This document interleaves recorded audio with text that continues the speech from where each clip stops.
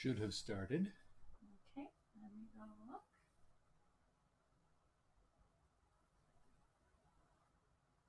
Should just be seeing it on your page. I think so. I don't remember how it works with... Oh, there. There we go. All right, cool. Let's start up the Facebook. Yeah.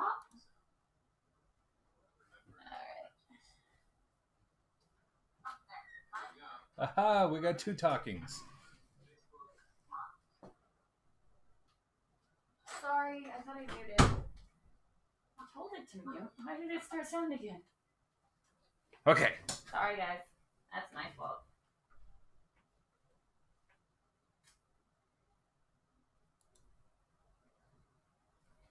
All right.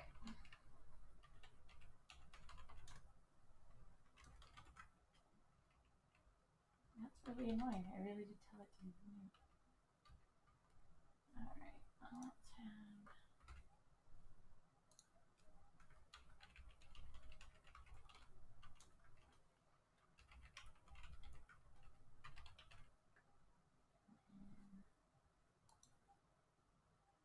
All right. Sorry, guys. We're bringing it up on Facebook now, too. We're going to try to stream to Facebook and YouTube.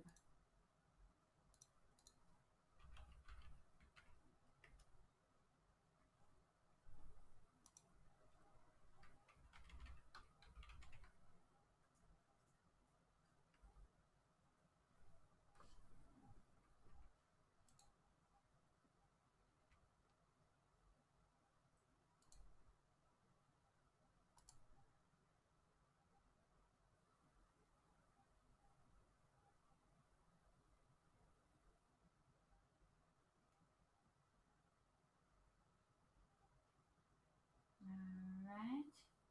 Here we go. All right, it should be going live on Facebook as we speak. Me.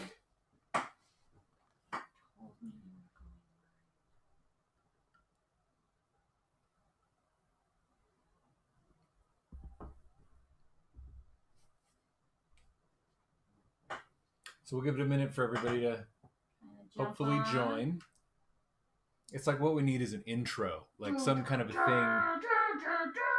Yeah, like just choose up a couple of minutes so that people can hop on. It's the one thing about a live stream is, yeah, it takes a little while for your audience to get there.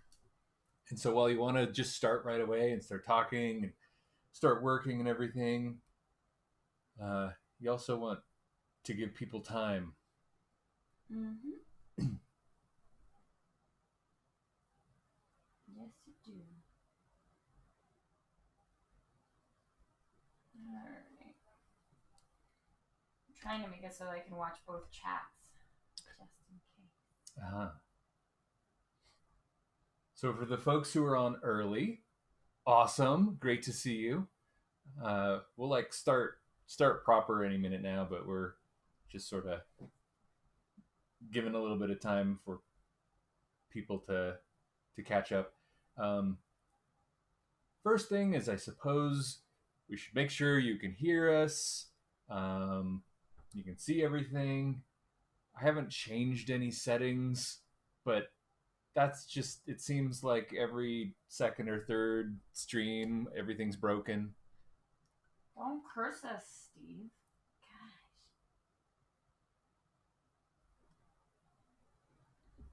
Gosh. Seeing lots of people on Facebook, nobody on YouTube because you haven't been streaming to YouTube. It's true. YouTube says it has 1 viewer, which is probably you. Yeah. But that's fine. And I didn't advertise that we were going to do YouTube. And I was also thinking if you guys have any problems, like it starts stuttering or we have like bandwidth problems, YouTube could be the one we just dump in a hurry. So partially it's a stress test without a huge audience to disappoint if we have to cut them off.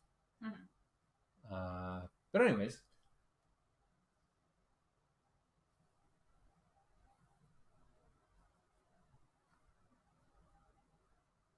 Hey guys.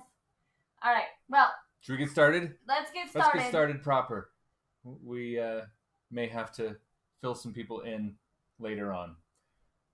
So I'm super excited because I've been working on some Stormlight Archive stuff with Brandon Sanderson for 5 or 6 months on various Mm-hmm. things, and I've Mm-hmm. been wishing I could talk about it. Mm-hmm. And when we were doing our little online art review, because we're good about social distancing, uh, I asked, I was like, I'm doing this weekly stream. It'd be awesome if I could just kind of work on these, but yeah. But Brandon has always been super open and accommodating and all that kind of stuff, and so they were like, oh yeah, we're close enough to launching this project that yeah, go ahead, talk about it, do a stream of it. And so I'm super excited because for one, it's an awesome project. It's super, You're gonna kind of announce it here. and yeah, you guys are, I guess, kind of the first people to hear about it. Um, it's going to be for the Way of Kings leather bound edition, which are always gorgeous. Mm-hmm. They get better every time, both in terms of the quality of the printing and leather binding, whatever, and the artwork. They keep putting more and more and more in uh, from some of the best artists in the world. So it should be they're gonna be announcing more details about it probably in June. So you guys are getting a sneak peek. Mm-hmm. I'll be back 1 second, Steve. You got your drink while I was setting stuff up. So other turn around. Keep going. Yes. So the first little fun quiz of the night is going to be if anybody can guess what we're looking at here, and so what I'm working on. You've already got a fair bit of direction, but this is actually probably going to be kind of hard to just guess. This, even if you've only read Way of Kings, this is a character you know, but that maybe not when you would think, oh yeah, that's definitely so and so. But we'll leave that for a bit. You guys can see if you can guess, and I'll get started painting. Kat's gonna get a drink, and I think she's grabbing something to sketch on. And we'll take it from there. We'll be answering any questions you guys have on the chat. That's a lot of why Kat's here, so I can just shut up and paint a little bit while she watches the chat and chats with you guys and all that. So where I'm at right now is an approved sketch, and I've mentioned this before, and you guys may have seen my other sketches online. I have really pretty loose sketches. Even if I add color, they're kind of a gist of it more than a detailed, everything's laid out perfect kind of a sketch.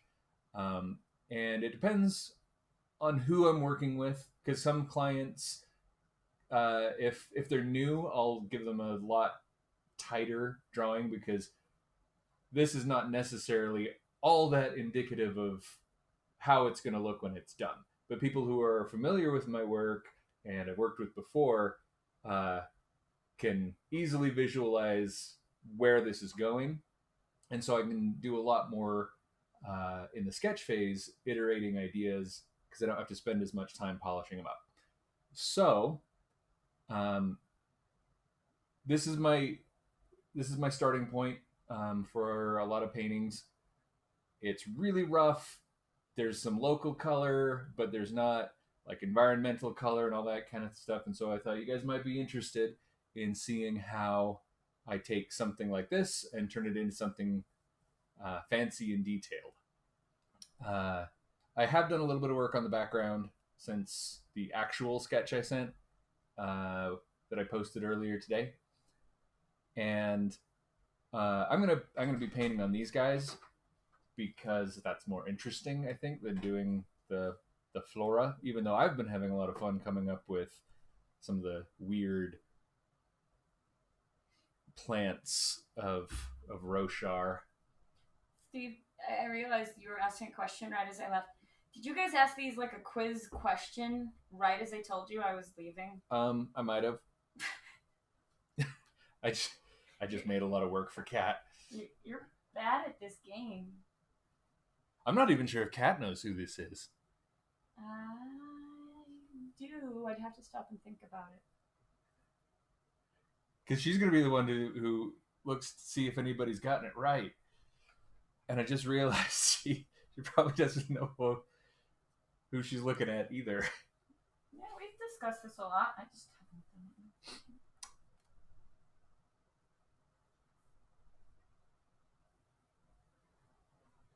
All right, so we're going to start painting. I've got just a really rough brush with color dynamics set to randomize some color. As partially so that as I'm painting I can go, oh, actually I kind of like this color. It's the Bob Ross equivalent of digital painting. It gives you some happy little accidents. But the other thing I'm figuring out is how dark I want to go for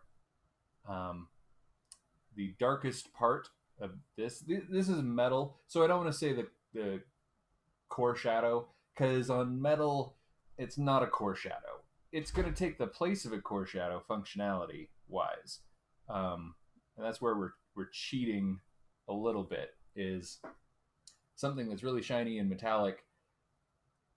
It's just reflecting the environment, and so it's not responding the way a normal material would, and so it's not that it has a core shadow, same as everything else, but because it's something that defines shapes so well, we're just going to pretend that the environment has a darker part in that area. So we're going to make it shiny, but we're also going to... So the only guess so far Okay, hit me. here has been Dalinar, and I know that one is actually not correct. It's not correct, but it's partially true. It's a very good guess, because the hint here is this is not Dalinar, but it has a piece of Dalinar, sort of. It's too much of a hint, or not enough of a hint, or too obscure. I know what you're trying to say. It's awkwardly worded. It is so awkwardly worded. It's not Dalinar. It's not Dalinar. Let's just, yeah. And it's not Dalinar's what do you call it? Thing with Night Radiant.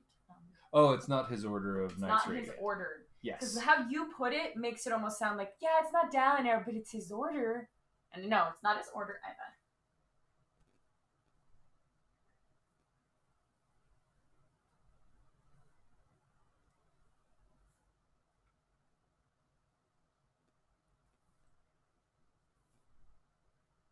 Someone says they think the guy with the sword is Adolin. Since that sounds like how his... Well, okay, and I'm going to put this forward. These are not named characters. One of them is. One of them is? Yep. Okay. It's not the but one with the sword. It's not a surprise. Steve's not giving spoilers with this picture. Oh yeah, we should say that right off the bat. Don't spoil it for anybody in the chat. Like, yeah, we are not giving spoilers, and by the way, people in the chat, please do not give spoilers. Brandon actually feels very, very strongly about no spoilers. So do we. Yep. I'm grumpy when I get spoiled. Someone said Who said that? You win. Alora. Ah, very good. Yep.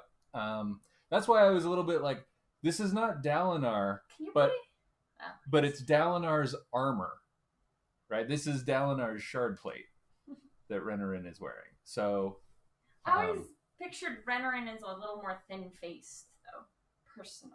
Well, we haven't gotten to the face. It's I'm pretty rough. Forward.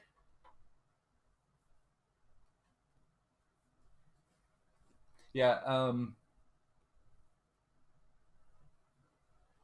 Renarin is Renarin is a little thinner, more bookish. At least that's how I always pictured it. Described in the books. But yeah, we'll see when we get there.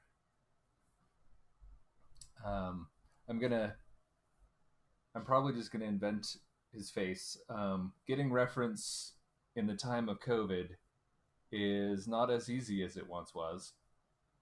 And so I've had a bunch of friends that have reached out to him and like, hey, you want to pose for me for some stuff, and they were all excited about it.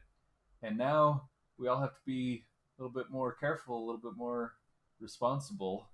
And so I don't want to tell people, hey, yeah, we're gonna get together and do a photo shoot or something. So I'm gonna be pretty much inventing most of these faces. I don't know why, but I kind of always see Renarin as looking like Howard Lyon's youngest son. Yeah, I can see that.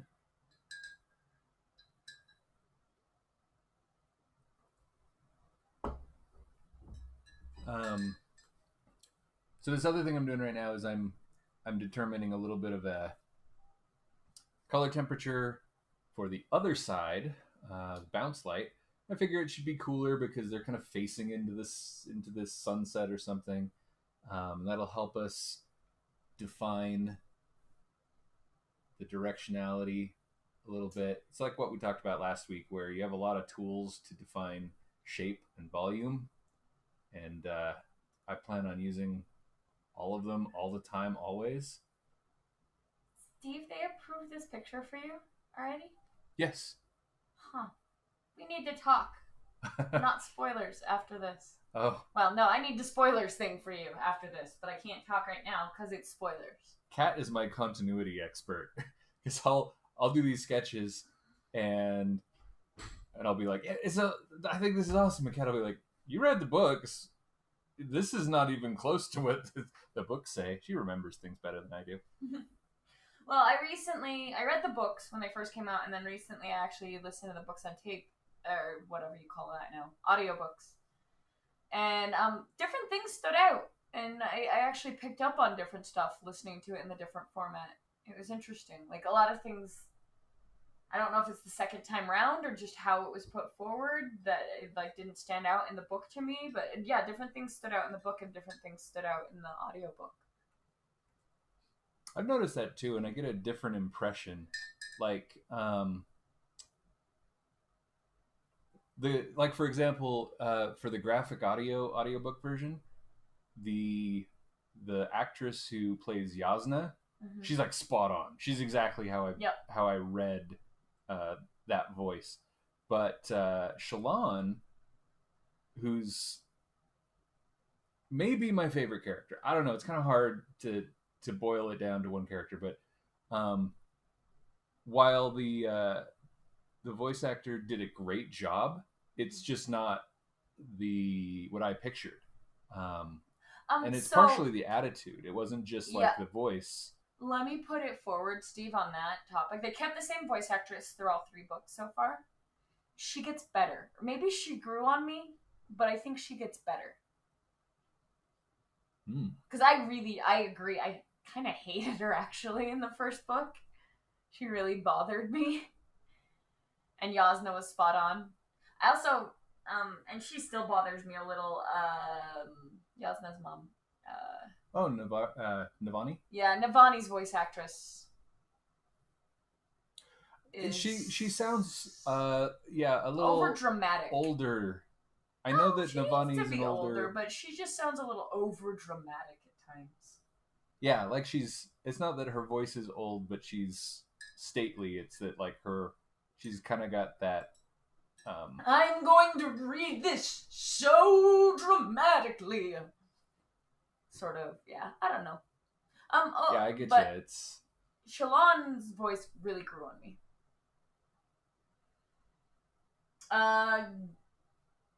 The Rook is wondering when the book is coming out. I'm sorry, guys, if I say your name right. Especially, and I'm just gonna make it up because Astraxa got a nickname. So Tiva's getting a nickname too because Tiva has weird little characters that we don't Cyrillic know alphabet we're stuff in there. We're sad Americans who don't speak. Well, they I don't know, but they get to be Tiva. And sorry, Druk, if I say it wrong. Yeah, John is saying fully voiced audiobooks can be hit or miss. Yeah. I usually really, quite like them. So let me put it forward, actually. So there's a couple different readings, actually, of Brandon's books. But the one we always listen to is the one called Graphic Audio, because it's actually a fully voiced cast, which I actually really like. When it's not just one person reading all the voices, it's a fully acted out voice cast, especially because one audiobook narrator can make or break it for me. I have a theater background, and if I usually don't like it when authors read their own books. I actually hate it usually. They're not very trained or good at it, and so it drives me insane. Usually, I'm speaking in generalities. My favorite are these graphic audio because you've got the voice actors for the different parts, which I really like, and I think it keeps you more engaged. Plus, if you don't like the voice actor for one character, well, it's not every character. Yeah, the very first time when I was reading Way of Kings the first time, I was just listening to it on tape. And I think it was just the original audible version. And don't get me wrong, it's great, but I was having a hard time with the reader trying to do a voice for Syl. Mm-hmm. Syl is a tiny little sprite, essentially. Yeah, I mean, that's, if you haven't read the books, it's the closest equivalent is she's like a sprite or a pixie kind of. I mean, that's not what she is, but picture that.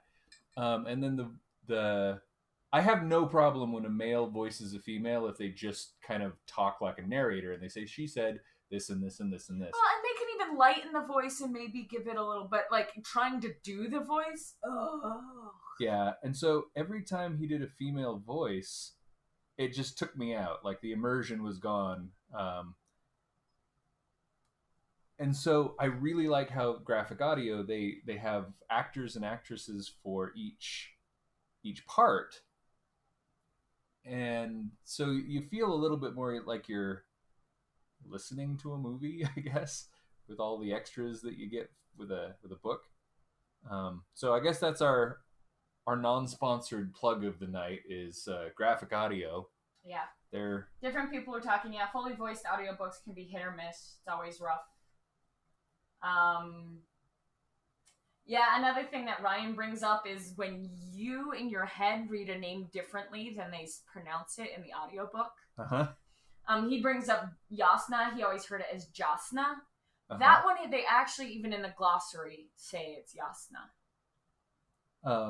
The other, so what's... And so on here, and how I'll maybe slightly correct Steve, is we are going to go according to the graphic audiobooks, and also from what I've heard Brandon, the names I've heard Brandon use and stuff. So, mm-hmm. He always said, instead of Shalon, he always heard it as Shalon, like Alan. Oh, I don't remember that one. He's saying he always heard it as that in his head.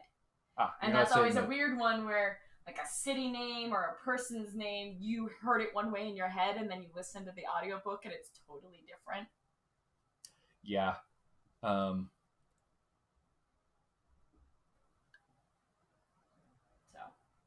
Yeah. So kind of what I'm doing right now is I just grabbed a piece, the knee, and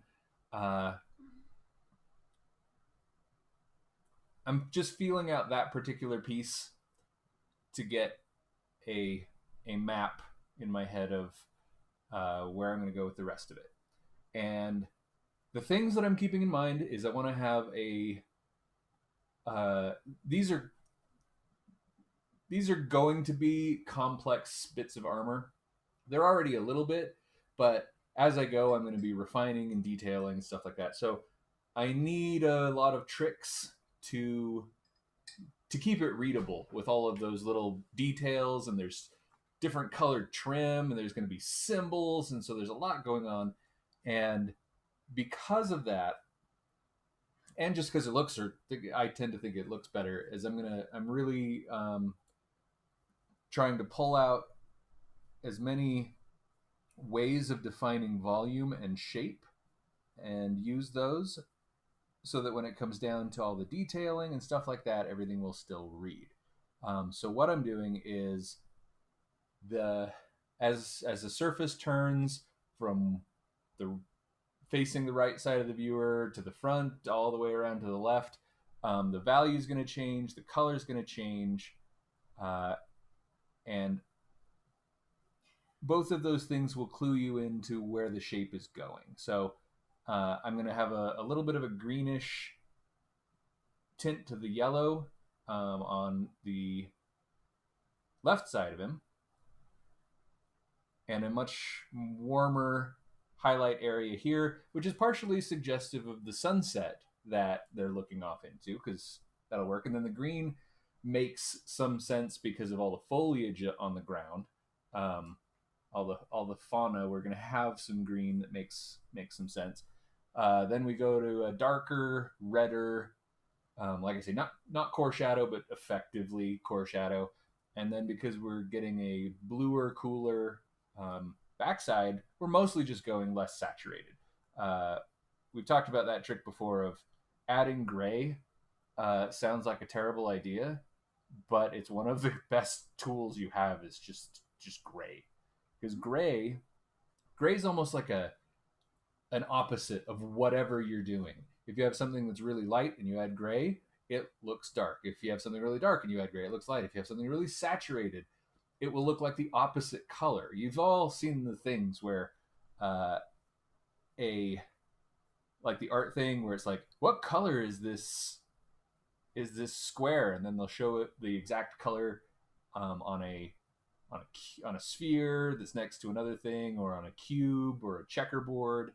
And it's like, yeah, see, it looks green here, or it looks red here.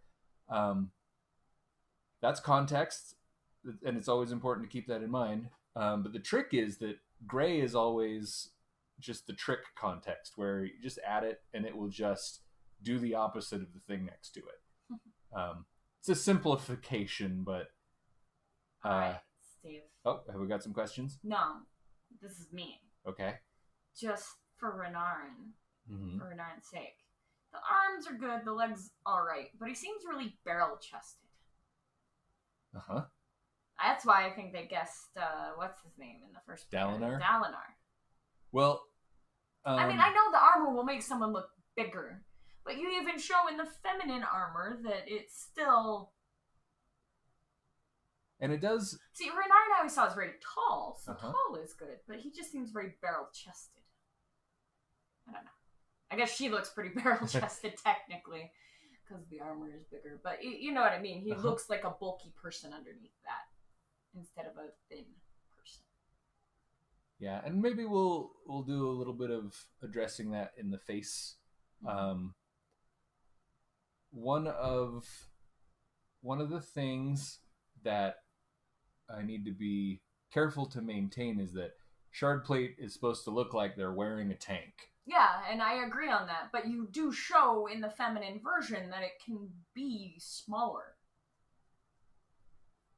And, I mean, hers is still tank-like, but much more petite than his.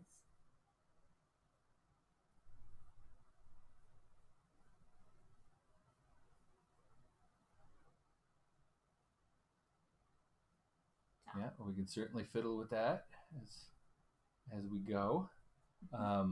I probably won't start fiddling with that right this second. Well, why I'm asking is that something you'd want to do now while it's in its more sketchy phase instead of once you get it more tight? Well, it will... When I start adding this volume shading, things tend to move around on you and look a little bit different. So the reason I would wait until I've at least done a little bit of this stuff is then you get a more accurate edit, because I'll just use the liquify tool, right? Or cut and paste. Okay. And so okay. That's I'm just bringing that forward because I don't know. That's actually, I think, something people want to know is when you would do different changes. Well, like for example, as I'm just fiddling around with this leg, I feel like his calves look suddenly way bigger. Yeah, right. And that's kind of what I'm meaning. Yeah. And so some things are going to look bigger, some things are going to look smaller, and for any fine tuning stuff, like if it was, I don't feel like he looks tremendously out of place in that armor.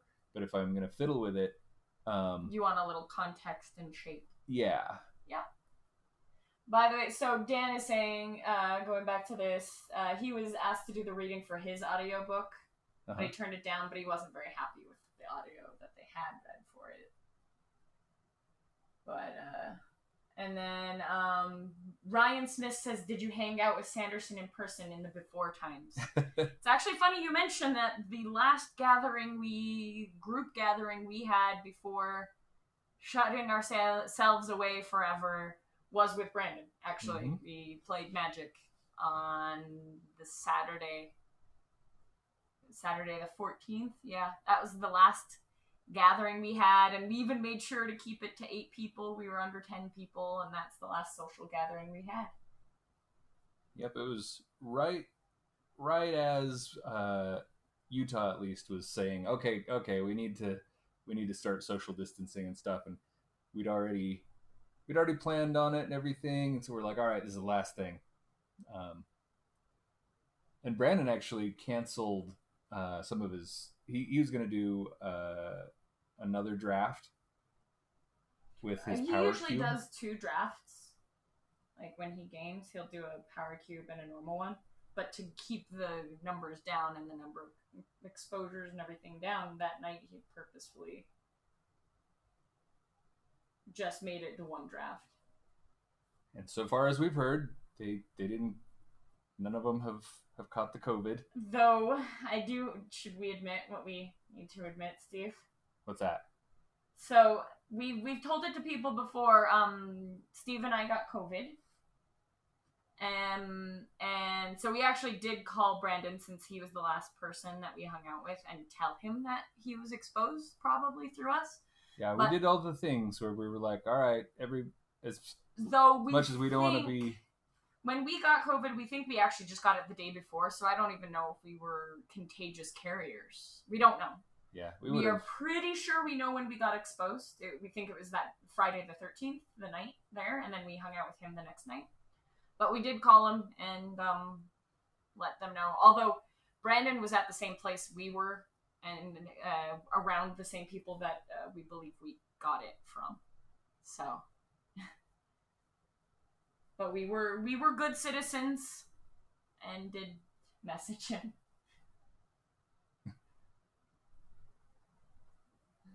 Yeah, we've known Brandon for 10 years.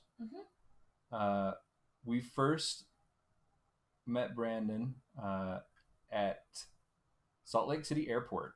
We were on our way to San Diego Comic-Con, so it would have been July 2010. And Kat was looking for something to read on the flight.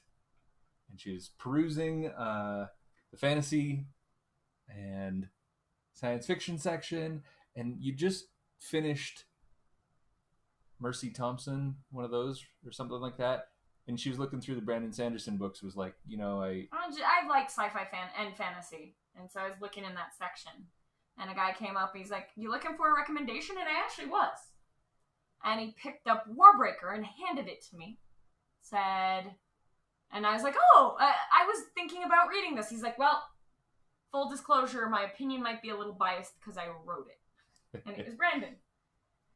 And the funny thing, though, is before this, tons of people had told us that we should meet Brandon because he's a huge Magic fan and we live a city apart and everything like that. So I actually turned to him. I was like, "We've been told we need to meet you. This is Steve Argyle," and introduced the two of them. And actually, it turned out, I think he said that people had been telling him he needed to meet Steve. Yeah. Although I fangirled out on him really hard, but he was pretty well cool about meeting me. I mean, nice, don't get me wrong, but like, I was like, oh my gosh, and Kat was like, oh my gosh, and Brandon was like, oh, I've been meaning to, I've been told I should meet you. You know, he was not crazy like we were. Yep. And yes, I don't think, by the way, if Brandon had, which he did not, we followed up, get Corona from us. It wouldn't have been from us. He would have gotten it from this. We were hanging out with the same source that gave it to us. So, it would not have been us. Sounds so sinister. I know, I just don't want to talk to you. Someone says, just don't expose R.R. Martin. You're okay. I'm not planning on hanging out with George R.R. Martin anytime ever. Not really a big fan. So, he's very safe.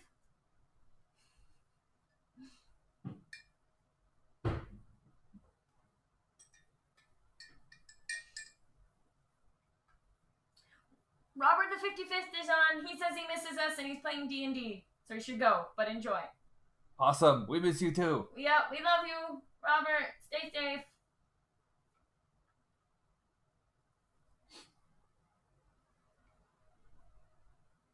But yeah, that's the last group. Which, you know what? Tav as a playing Magic for the last group gathering before the whole COVID. Yeah, that was a really good last little party. It was lots of fun. Yeah, they're a really fun group to play Magic with. They're pretty well all really good players, but they're not like hyper competitive.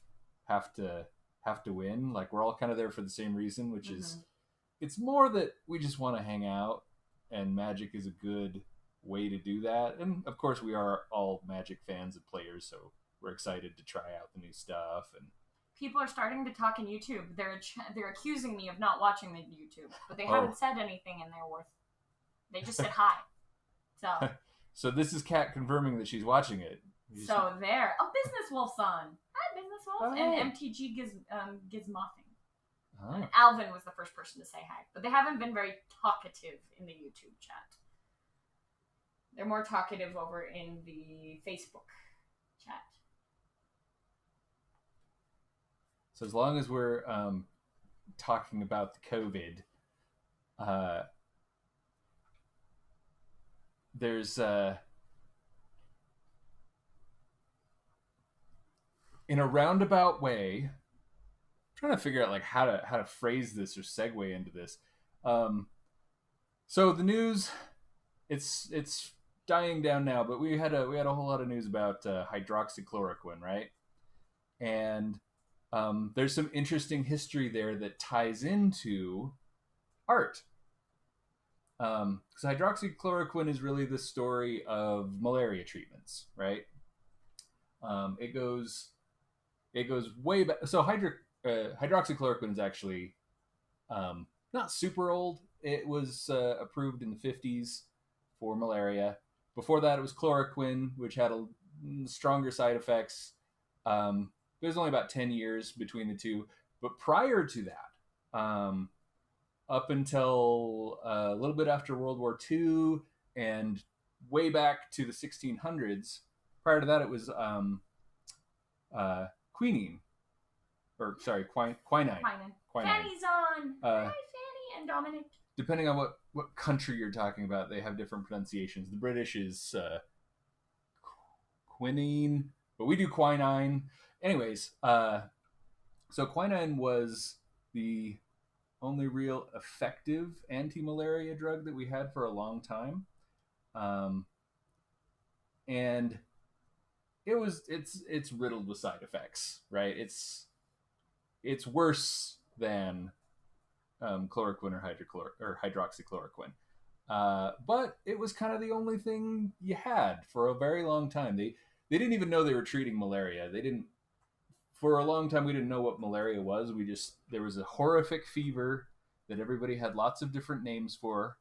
They usually just had some kind of the word fever in it. And we learned that chloroquine would treat that. And that goes way back to, it comes from the bark of a tree in Peru. And it's one of those almost like fantasy science fiction, like mythological things of, they found that if you drank water from a certain lake, it would kill your fever, like you'd get better. And for a long time, they tried to figure out what it was that was special about this lake. And they thought it was the moss growing on the trees. Well, it wasn't. It was the trees, the bark itself. And so it's hard and it's expensive to get quinine from these trees. And so for a very long time, people are trying to figure out how to get either another way to treat malaria or how to synthesize it. And there was a fella, I swear I'm going somewhere with this, guys. There's a fella by the name of William Perkins. And he will relate to this story because if you've ever heard the color Perkins mauve, that's how this ties in. Anyways, he was a chemist, and he was trying to synthesize quinine from coal, and what he produced instead was a oily sludge.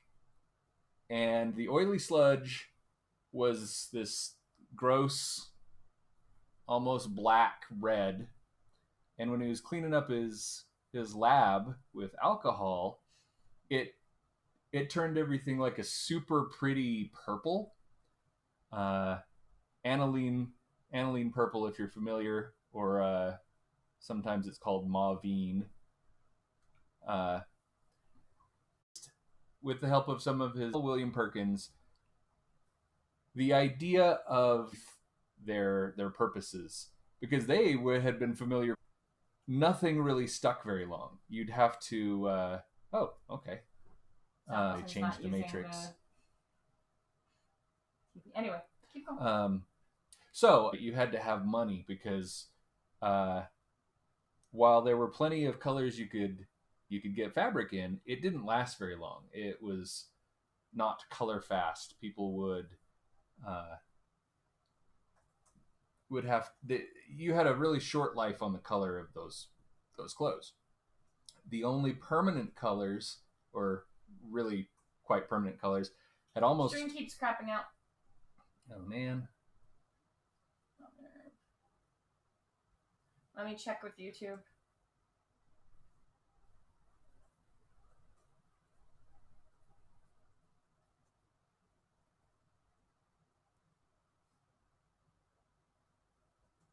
Well, you not talking doesn't help. I guess that doesn't help people know whether or not we're crapping out. So I'll just tell my story to the wind.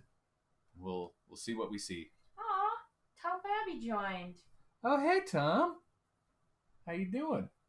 Anyway, tell your story, Steve. Okay, so William Perkins started marketing. At first, he only had really the one color, right? And it's a really quite vibrant purple, and they could get anywhere from a burgundy kind of a color. Well, not quite. A little bit reddish to middle purple, and up until then, the fanciest color throughout history had been purple or some derivation of it, like royal blue. And that's a whole other thing, because royal blue and the fancy purple that oh, awesome. Hey, John. So the fancy purple that you've seen in history, the monarch's purple and stuff, it's called Tyrion's purple. I'm not sure if that's what they're referencing in Game of Thrones, because it was all about opulence. Tyrion's purple.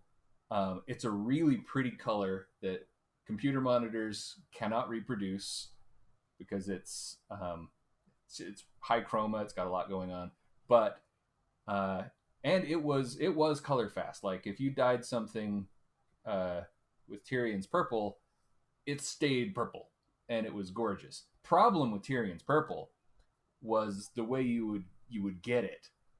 You had to harvest snails from a specific place in the Mediterranean, and there were these predatory snails, and you had to milk them because when they were threatened or when they were attacking prey, they would secrete this mucus, and you needed the mucus, and you did some treatments to it and stuff, and that would let you create Tyrion's purple. Now, if that already sounds really labor intensive, it took 12,000 snails to dye one garment, right? And they had kind of a seasonal thing where they didn't produce that stuff year round. They kind of would produce it during hunting season. And so it was, I think, springtime where you had to do all of your collection. So it was very expensive. If you were not essentially royalty, there's no way you were going to get something in Tyrion purple. But that ties back into what we're talking about with the mauvine, the aniline purple, in that all throughout history, up until fairly recently, purple has always been the fanciest color, right? It's the color of royalty. It's the color of richness. And so when William Perkins came up with a synthetic, relatively cheap Someone purple. says snail milking sounds like a terrible job. Oh, yes. That's a lot of terrified snail juice. That's another comment. That's right. That is right. So he was really onto something, economically speaking, because he had the fanciest new color and he could mass produce it.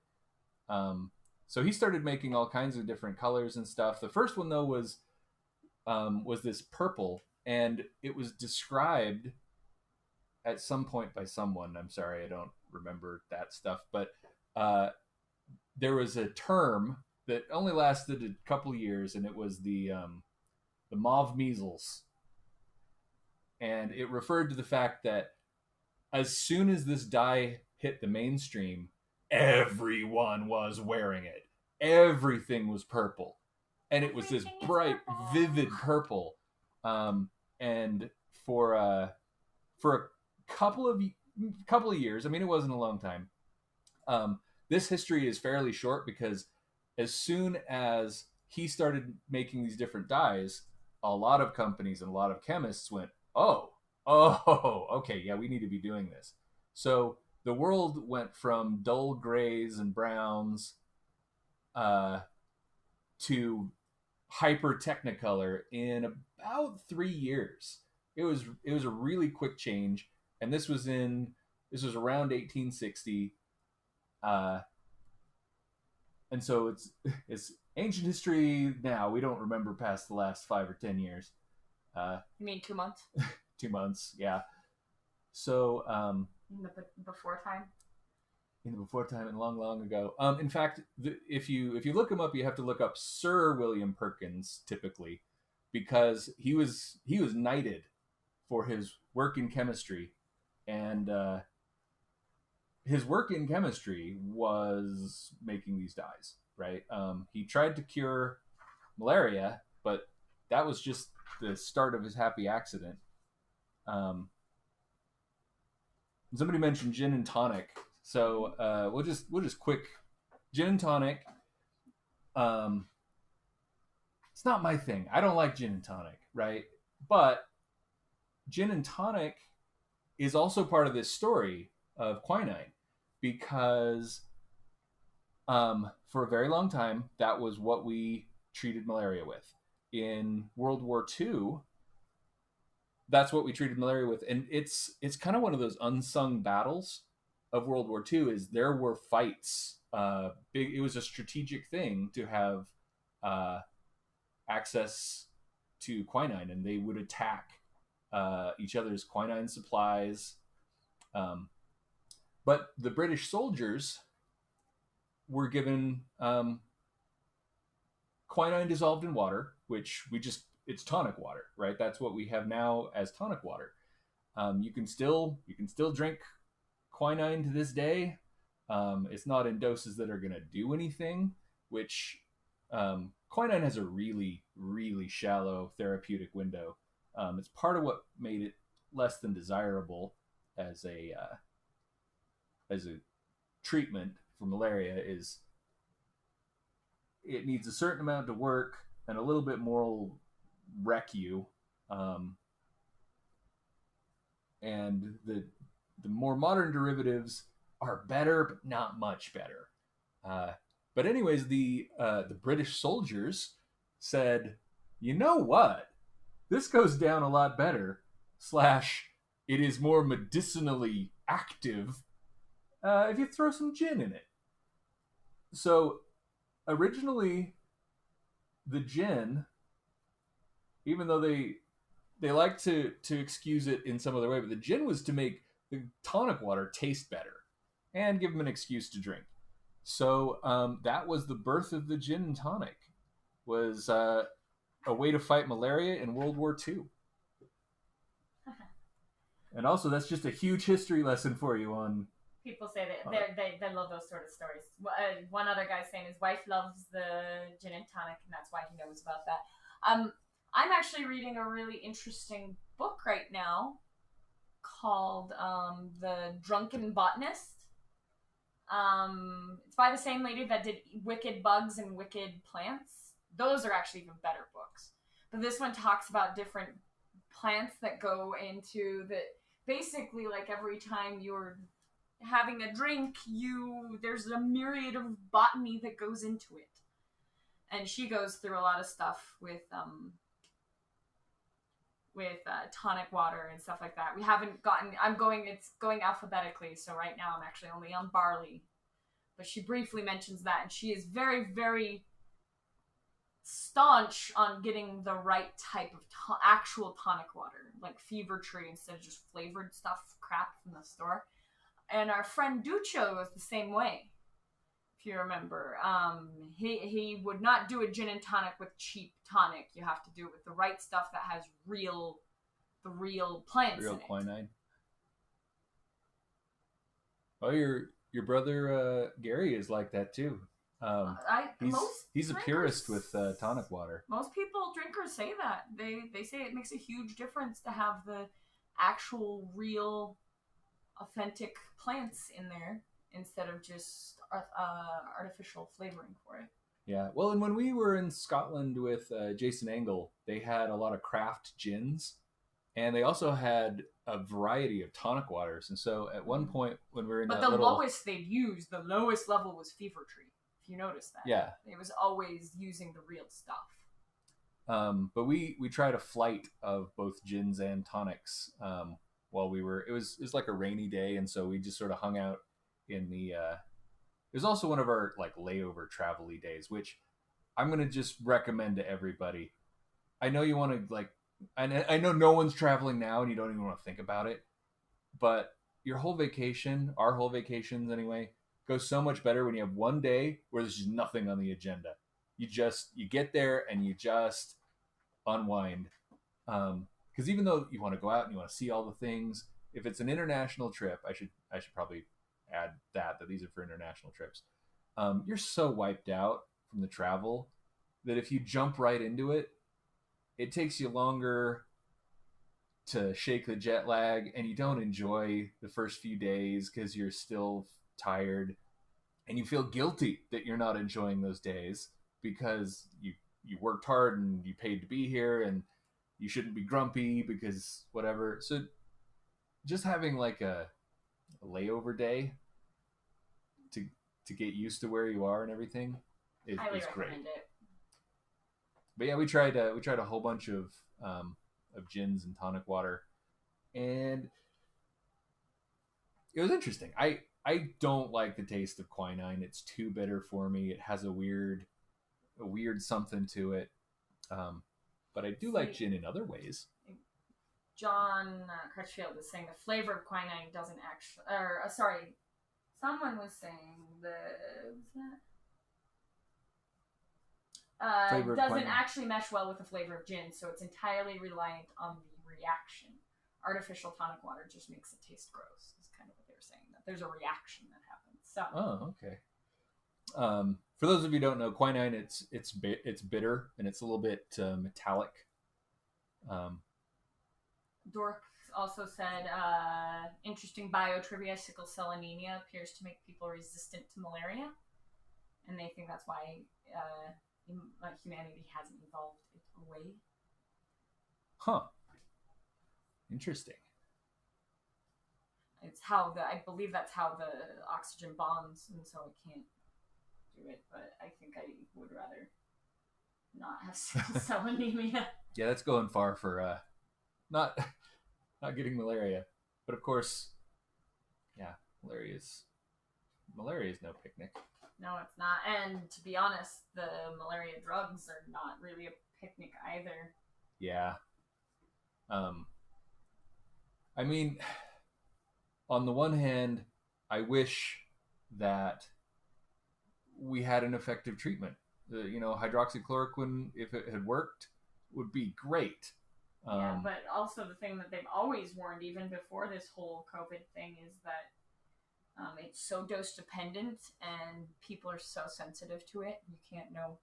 And so I believe the initial studies, we are a huge believer in science, and science, people, it's funny you think that when science comes back 2 weeks later and says, oh, we actually found this, they're like, oh my gosh, you guys are such hypocrites. It's like, no, you don't understand how science works. Science means you change your mind with the new evidence, but it has to be good evidence.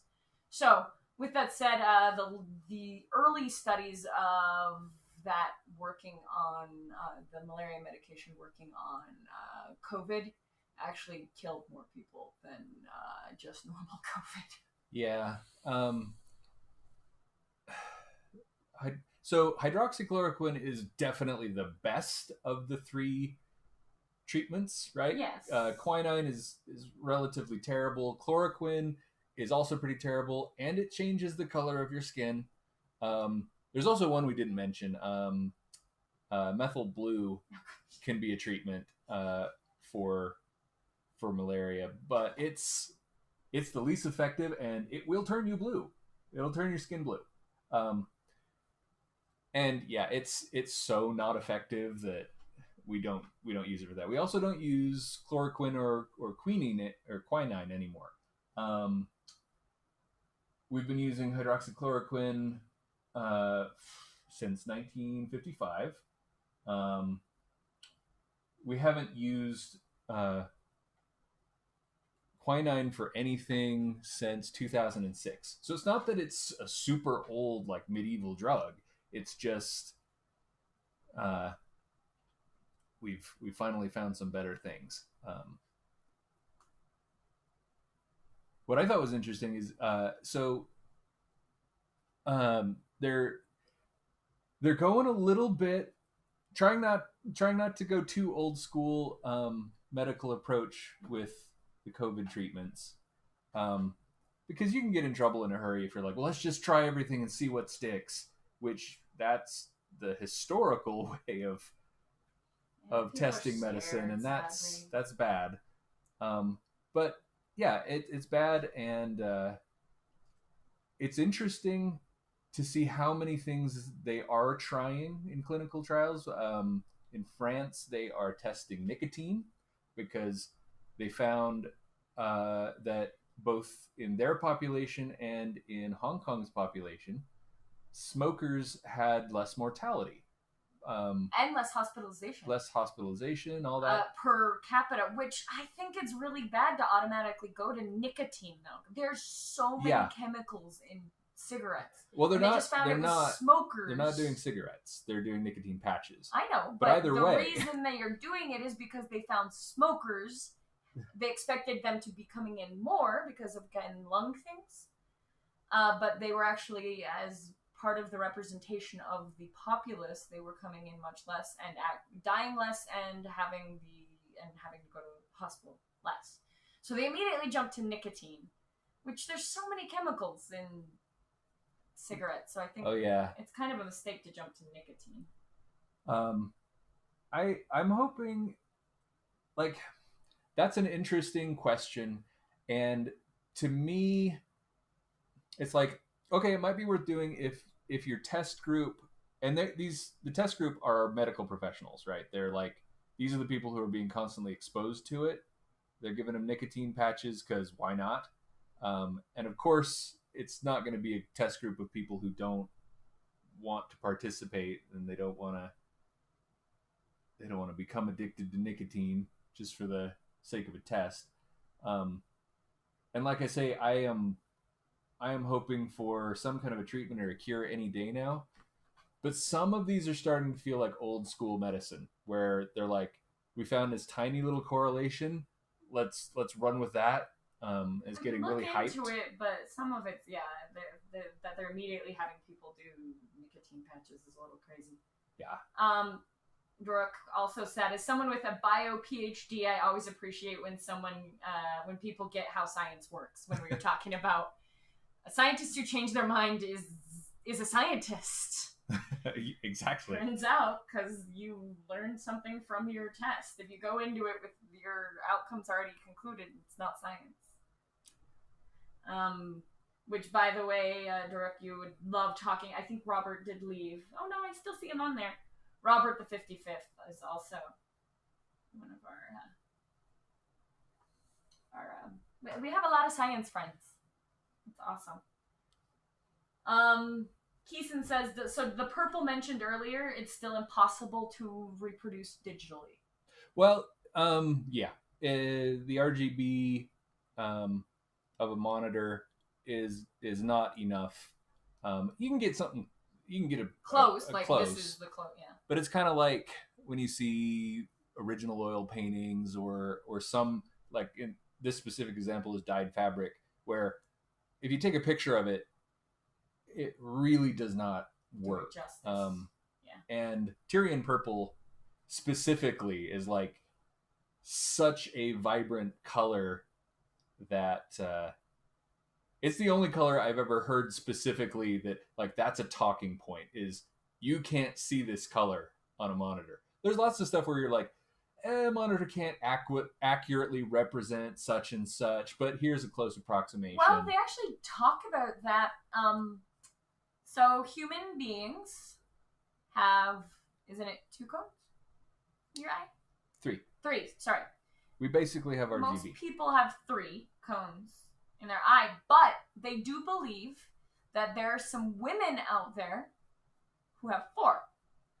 And they can see colors other people can't. And they can hyper see color. But the one problem with color and trying to do this test is you're partially trained to see color. And so if you're raised in an RGB society, you might not realize, and you might not even be trained to be using that extra sensory and see more color. Also, trying to give a test on a computer, well, we didn't make a computer to be able to utilize those extra cone, so you can't really give a test via a computer for it, because the computer is designed for 3 cones.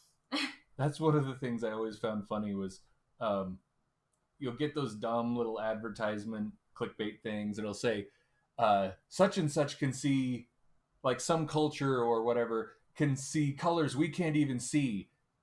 Click here to test if you can see it. It's like, we can see everything that a monitor can produce. And so, come on, guys. What we're talking about are real subtle color changes. Stuff that the 256 colors that is going to be represented, well, per channel, is going to be represented by a web image. Yep. Yeah, no. It's... Yep, and so that's actually been the hardest thing, is trying to find these women who are super color seers, because we don't even know how to administer a test for it. And even if we did find them, like I said, their brains might not be trained to even see those extra colors.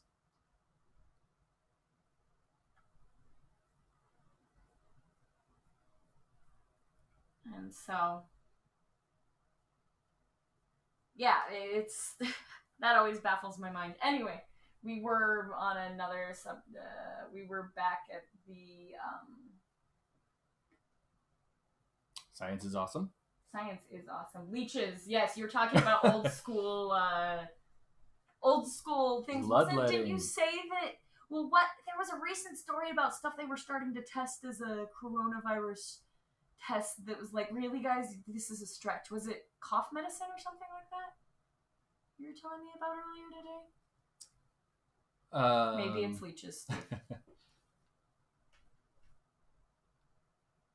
Yeah, Fanny says, so maybe I have a superpower and can see colors that other people can't see. Yep, maybe. You might. And I know it sounds punk to say, but as far as they can tell, it'd be only females that have that.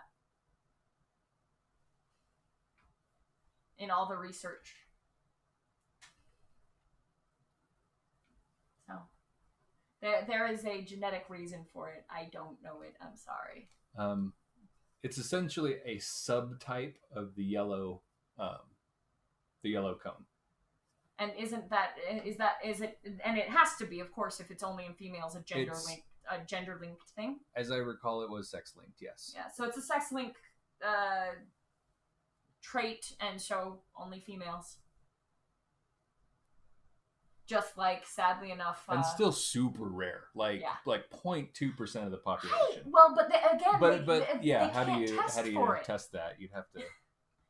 I wonder if I'm pretty good at those little color tests, but again, it's an RGB.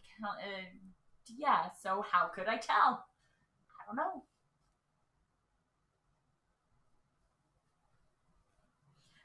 Durek was saying science of perception is very brain bendy, and we've been discussing that lately. Like, why have we been discussing that so much lately? It's been up in a topic in our household of the idea of color and how we all perceive it differently, to be honest.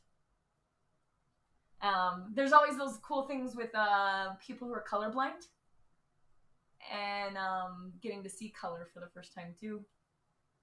Isn't that some colorblindness is a lack of one of the cones, isn't it?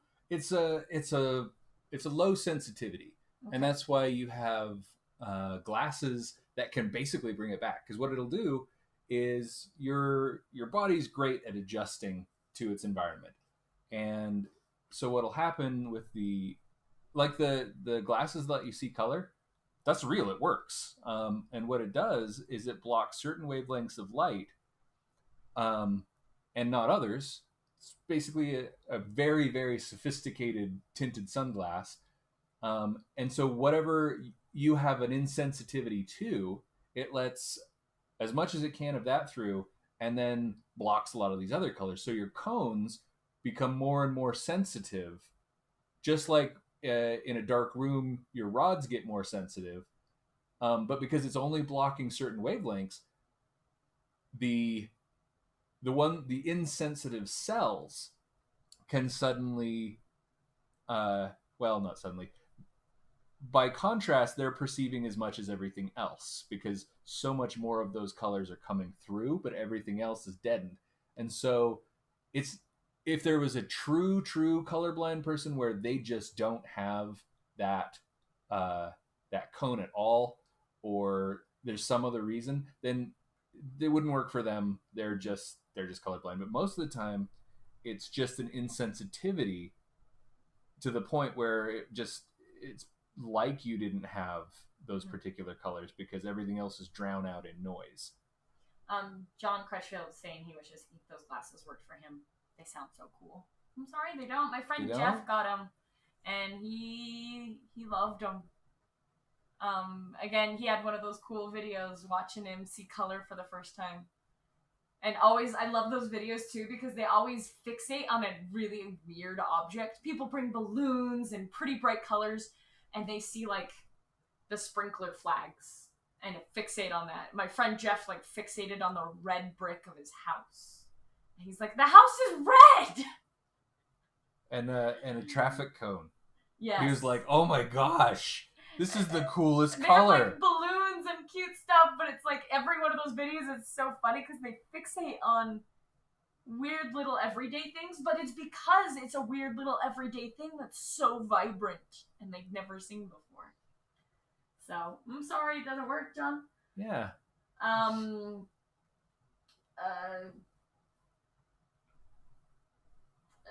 Dan was saying he can hear super high pitch things too. I can hear those too. Usually, I always can tell when electrical equipment is on in our house and like go turn it off. Super high pitches. That's actually, so I played Final Fantasy VII, the remake through. It's amazing, guys. Totally awesome. But what my one weird critique in it, they use this high pitched slice noise a lot throughout. They use these high pitched noises throughout the game, like it's just a sound effect. And it hurt my ears. That was one thing that bothered me. I was like, no, why are you making that noise? Stop it.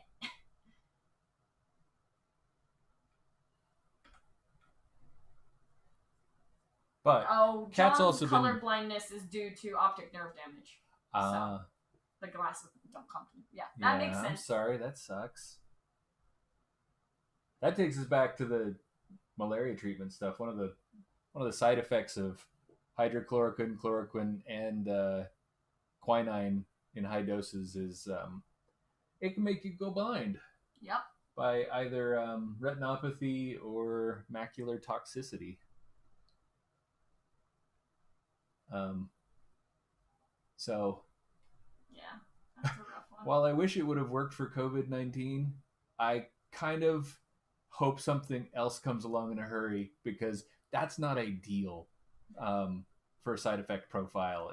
If we can get something that works better quickly enough. Business Wolf is wondering what the forbidden colors are that we can't see. They want to paint with the forbidden hidden colors of the wind. And we're getting hella philosophical in our cabin fever super. Sadly enough, I'd love to blame cabin fever and quarantine. You come on, Business Wolf, you've been here before. This is just regular old sketch and sketch philosophical. Yeah, Kat's like, Steve's just like this. And we sit down for Steve's story time. Yay! See, Steve, maybe you're using one of those yellows that's the forbidden yellow and you don't even know it right now. Forbidden yellow. Except that it's an RGBD. Yeah. This is 8-bit per channel RGB. That's pretty well the standard. Anything else usually is for a specific purpose. Like you might use 32 bits per channel if you're working in feature films and you're doing super high-end rendering and all that, and you need to have all the data all the time. But for the most of us, 8 bits per channel. Because usually when you see something that's a 32-bit image, it doesn't actually mean 32 bits per channel. It means it has 8 bits per channel and an additional transparency channel. So there's a big difference between 32 bits per channel and a 32-bit quote-unquote image. Aw, Business, and I've heard other people throughout the night. It feels so good to be back here with you guys. You too. So, how is it that a lot of people are rediscovering us on YouTube? Mostly Business promised once I was teasing them about not talking. Business says, "Oh, I can talk," and it's pretty much just Business Wolf has their own channel in YouTube, and then everyone else is in Facebook.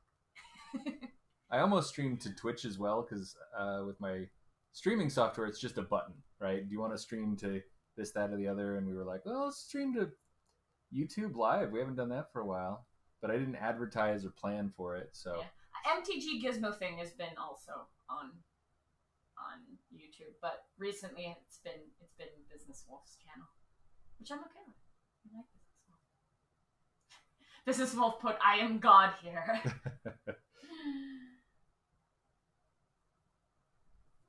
All right. I should give a shout out to Isaac Stewart, who he came up with a lot of the design and color schemes and symbols and stuff for these, the Knights Radiant. He's also my art director on these pieces, and he is awesome and great, and I love working with him. All right. So John Crutchfield says it looks all very nice with contrasting shades of gray. So like it's interesting to see that. Dan is bringing up some philosophy. Uh-huh. And Dork is saying the same thing. Philosophical time is imagine you meet an alien who sees all colors different than you. How do you explain to them that the sky is blue to you? And then related question, how do you know the blue you see is the same as the blue I see? On the answer to both of those, I don't think it'd come up. The blue I see is different from the blue you see. And describing it any differently is, it is different, period. And so, especially with that alien that sees different colors than you, the only difference there, well, actually there's going to be a huge difference there, because if they see more color spectrums, like ultraviolet and stuff, then the sky's probably going to look a lot different to them. But I don't think we'd be able to even really comprehend that. And they'd still probably just be like, it's this color, and in the translation that color would come through as blue. Well, the other weird thing is that what we see as colors is actually more just categorizing wavelengths of light in our head. Well, and like I said, so what had come through in the translation, and even just between me and you, Steve, we don't see the same color, but we've been trained, and so I'd say that sky's blue. You look and say, yeah, it's blue. We might not be seeing the same thing. But my initial thought was, it goes back to Zefrank. Okay. And the mantis shrimp. Oh gosh. Who have 9 different. Imagine a color you can't imagine.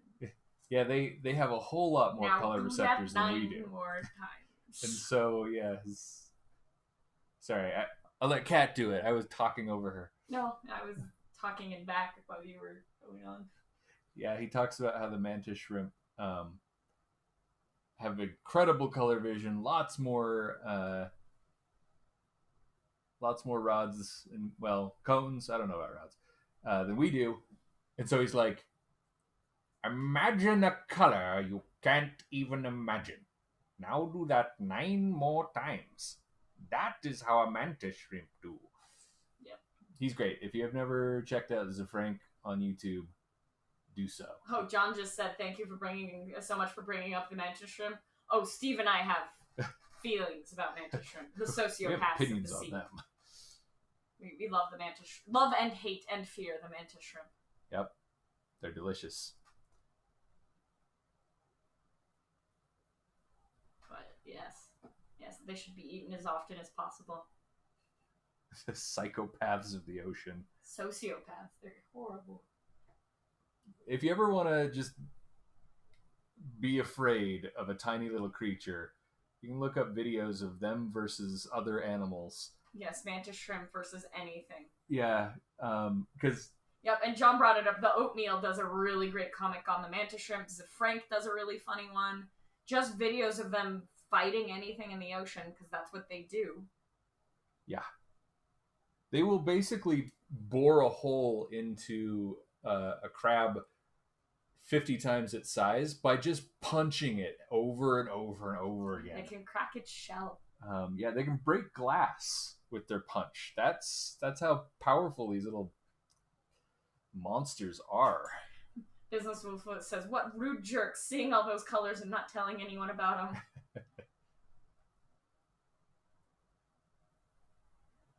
And they won't even share the forbidden colors with us, yes. Precisely. They're very selfish animals. Yep, super strong arms. There's 2 types of mantis shrimp appendages. There's the stabby type and the punchy type. Mm-hmm. And the punching type, actually both of them, their punch is as fast as a .22 caliber bullet. And it's so fast that on contact it creates light. Yeah, well, the cavitation bubble that they make will collapse with such force. So what happens is they can punch their little mitts so hard that it creates a little bubble of vacuum. It's not air. It's just the water can't keep up, and then that little bubble, it almost instantly collapses under the force of all the water pressure. Which, if they're 30 feet down, that's a lot of pressure, and so that collapses so fast and so hard that it will flash with light. It's crazy. Another interesting thing, in order, because if you think about it, they're punching something that hard. Their shell has to be able to take that. Their exoskeleton has to be able to take that. And there's actually been some researchers researching their shell and the alignment of and how it's put together to research how to make harder substances that are very thin. And so the basically the molecular setup of how and shape of their shell is something that's actually unlocked a lot of things in synthetics because of researching that too. It's amazing what nature makes that we can't figure out. Mm-hmm. We're still working on getting a spider silk that synthetic spider silk. Yeah, that works and doesn't dissolve like Spider-Man's webbing. Because that's some pretty incredible stuff too. Yeah. We just haven't figured out awesome spinnerets stuff. really. Like the thing that seems to make spider silk so resilient is the mechanical structure of how the spinnerets put it together. We can make the same chemical into a string, but it's not great. So we're trying to figure out how to reproduce the structure without spinnerets. Because we were talking about milking snails, milking spiders. Oh yeah, so hard. They do not like making extraneous web. I don't think anyone really likes being milked. That is fair. Putting that forward.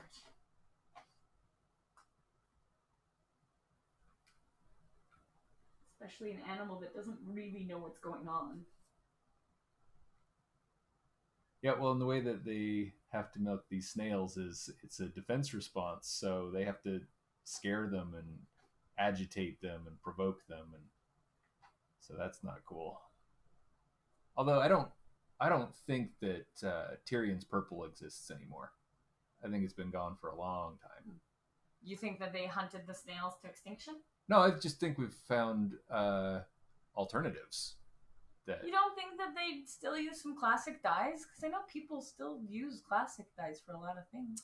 Yeah, I do know that Tyrion's purple disappeared for a long time.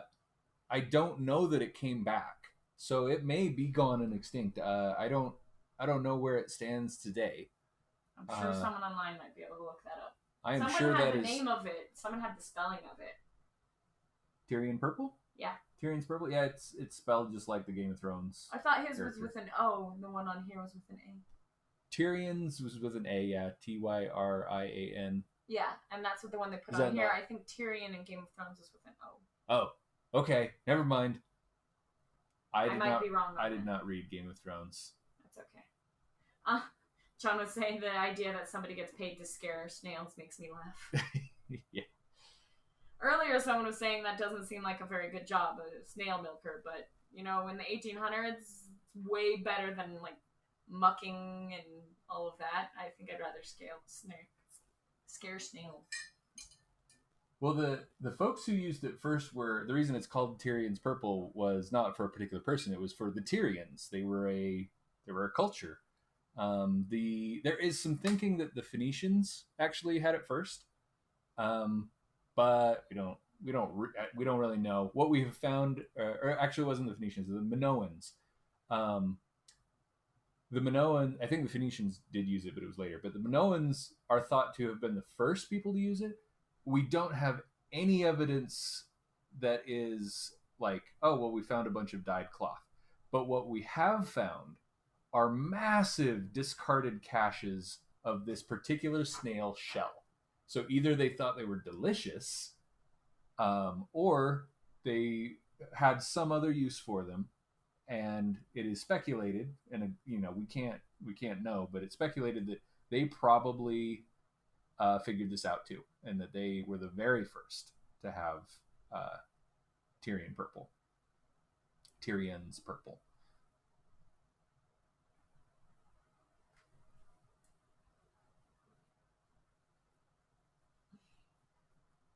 Lots of history lessons today.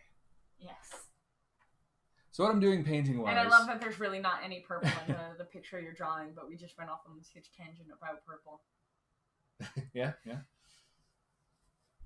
I guess we could have started with the yellow that chloroquine will turn you. That seems like it'd be a much more awkward segue than the way it happened.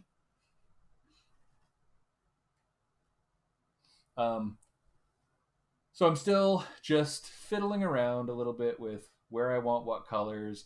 I'm starting to play with ideas for adding detail. It's going to happen a lot more on her, the female character.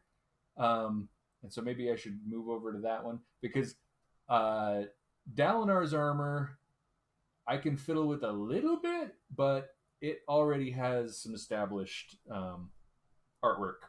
So I can only do so much with it. Okay, I don't want to do spoilers. Yes, no spoilers. I have a question, though. A general question for the tell audience? Them, here. I'll put it like this. I'll put it forward like this. Uh-huh. Did you tell them that was Dalinar's armor? Yes. And, okay. I've tried to be as absolutely transparent and forthcoming with all the things so far. So, like, there are other things, like, so these sketches, you can't tell who these people are. Stuff like that. So I'm doing each Order of Knights Radiant, and some of them have named characters. So I was like, okay, I would like to do this character. Is that okay? Stuff like that. And like I say, they're so awesome to work with that I'm not worried about anything they might want changed. And I feel like if I feel strongly about something, that they will listen. Like there's a sketch that is already approved that I want to just redo. At least, well, I want to redo one of the characters now that I've been away from it long enough. Those of you who are artists are familiar with this, where you get blind to your own work, and sometimes when you come back to it a little while later, you suddenly see what everyone else sees. It's part of why it's good to have people, fresh eyes, to critique your stuff. It's also why it's good to step away from things for a while. Yep, but you should also keep doing what you... Don't always... People can always give critiques and tell you why, but in the end, it's still up to you and your decision as an artist. Yeah. Especially when it is subjective stuff. So, I have always felt like your audience is one of the best places to get a critique. They are who you're doing it for in the first place. And you don't have to have a lot of training in art to be able to use your eyes and say, this looks a little weird. Steve, what's Polish happening? Tamales is on. Polish tamales? Yeah. Wow, I haven't seen you forever. Hi, Polish. How's it going? So, sorry. Anyway, Polish was just making a comment when you were talking. Business was saying that they had to put down a picture today because the sketch just wasn't working. Sometimes if you're getting frustrated with something and you can put it down or get a comment from someone else. Polish, what Polish just said is it's also it's good to have an awesome wife too. It certainly is. Fresh eyes and discussions like that. And by the way, Robert the Viking and Robert the 55th are on. Awesome. Yeah. But yeah. I'm always happy to see our old friends hopping on, and I'm honored that some of them are making some sacrifices to be here. It's like 4 a.m. in Sweden. For Robert. Yeah. Although he said he was actually just coming, he wasn't off work yet, is what he said. So I don't think there's sacrifices going on there. But yes, anyway, you were talking about fresh eyes, bringing something in, or letting something rest to another one. But there's a thin line to tread here, Steve, because sometimes you need to get work done. Yeah, and the other thing is you don't want to use it as an excuse to never finish anything. It's easy to say, well, I just don't know what to do next. And so you just let something sit forever and ever, like if it's a personal project. So it is a double-edged sword. But sometimes if you can let something rest for even just a day, it helps. The mirror idea too, being able to mirror something or flip it helps, or getting someone else to look at it can be a quick way to find stuff. Fresh coffee. Fresh coffee. Which is what Polish put. It does kind of help. One thing is your attitude is so let me back up. A lot of times when you feel like you're having a rough day and nothing's working, it's not that it's not working. It's that you're feeling more discouraged. You're being a little bit hard on yourself, and this is one of the things that Brandon will talk about in his speeches or his lectures, whatever. Is he gets asked, what do you do when you have writer's block? What do you do when you're just not inspired, etc. And he says, just do it anyway, because when you think you're having a bad day, you would be surprised how often you're not. You're just kind of not feeling it. And he's basing this off of over a decade of experience of writing every day.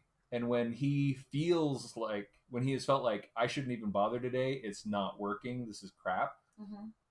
He'll come back to it later and he'll be like, actually, this is really good. I was just feeling terrible that day. And vice versa. Sometimes he said he was just on, everything was great. He was so excited to show this to the world and came back and it's like, this needs a lot of or someone bringing it up and being like, well, this isn't working and this isn't working, and someone opening it and saying, oh, I hadn't seen that. Okay, yeah. So you can get blinded. Yeah. So his advice, which I totally agree with, is just keep working, work through it, come back and look at it and reevaluate it later.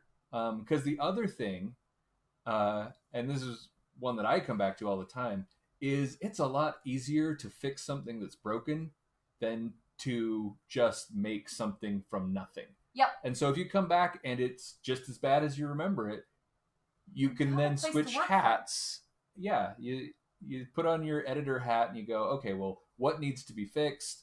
And you have some place to start from. Yeah, but if it's a blank page, then you didn't do anything. Yeah. And you didn't create anything. And that's the worst thing, is a blank page, whether for a writer or an artist. So I do agree with the idea of just go and push through it. That's sometimes also what I've heard from Steve, is just start doing it, because you're starting. Like, he'll do warm-up sketches. We've done those with Sketch and Scotch. But just start arting, and that's the hardest part. By the way, someone did come back with, John Crutchfield came back with the history of Tyrion's purple. The process for creating true Tyrian purple was lost for a long while, but was apparently rediscovered in 1998. It's never been used commercially in the modern age, and either naturally sourced or artificially synthesized. Also, it's very funny. John's wife is finding it hilarious that you have inspired him, an entirely colorblind historian, to delve into the history of a particular shade of purple. That's awesome. Actually, interesting fact, John Crutchfield, and everyone else too. Oh, McJohn's on.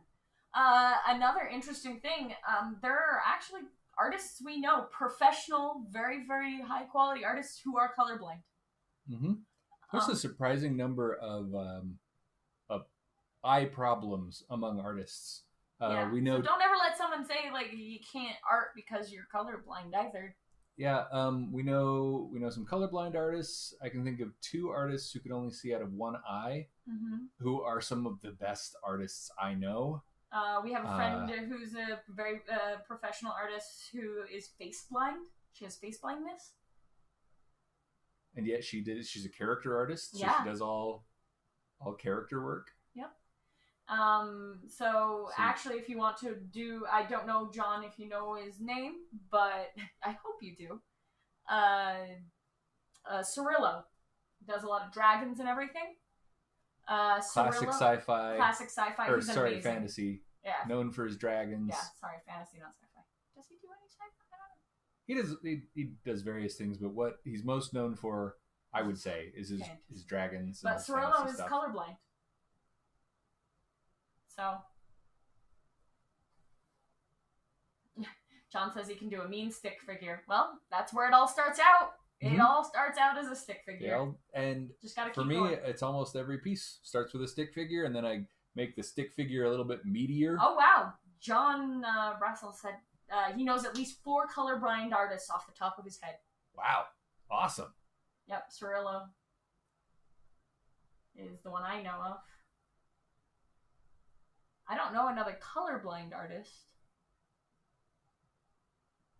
One of the biggest compliments Steve has ever gotten was Cirillo came up and was looking at his artwork, and this Steve puts it a very sarcastic way, but I think that this is really cool. Is he came up, and this is actually how we found out, is he said, "I love your palette. Your palette is really amazing to me because I'm colorblind and I usually can't. People's palettes are hard for him to consume." But he loves Steve's palette because even with his type of colorblindness, he can really see Steve's and appreciate Steve's palette. And he loves Steve's palette. I thought that was such an awesome compliment. Me too. Oh, Don! I was wondering, Don is colorblind. Wait, Don? I didn't know that. Yeah, that's... we can discuss that later. I guess, because we were saying colorblindness it's usually only in men, but... Well, it's a recessive trait, so... Yeah. But there are women, and actually John brings up an extra rare thing, that Don is colorblind. Because it's almost usually exclusively men, but there are rare cases where women are colorblind. Huh. She's red-green. Ah. Colorblind.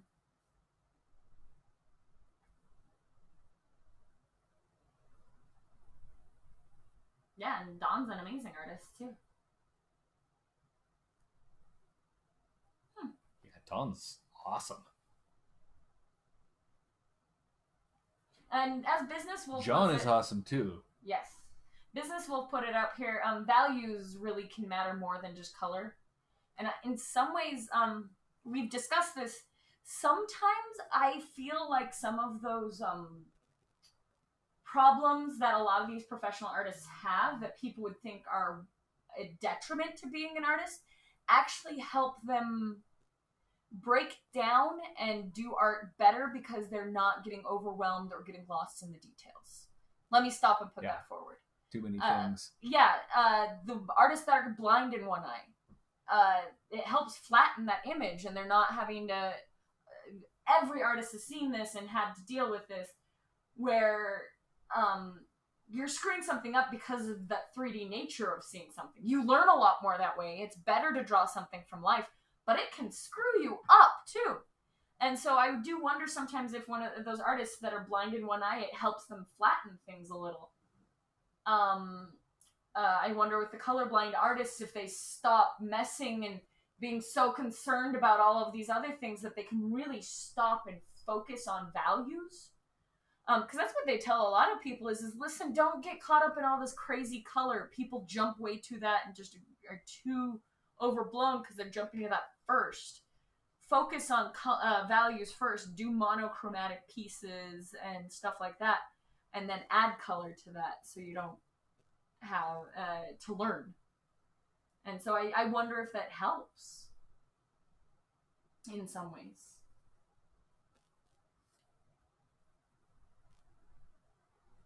Yeah, Polish was saying Steve has godlike contrast. If you flip Steve's art in black and white, it still reads well. But I think part of that is that he got the idea of value down first. And some people go to this super saturation color level that Steve goes. He has so much freaking saturation. If someone jumps straight to that, I think they lose a lot of those base building blocks that you have to work through and learn in order to be a better artist. Aw, thanks. Cat makes it sounds like I work hard.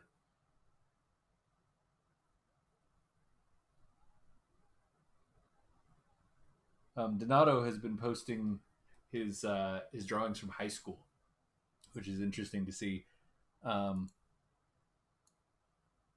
it is a great illustration of how much work and time gets put in. His posts have been saying, it takes 10,000 hours.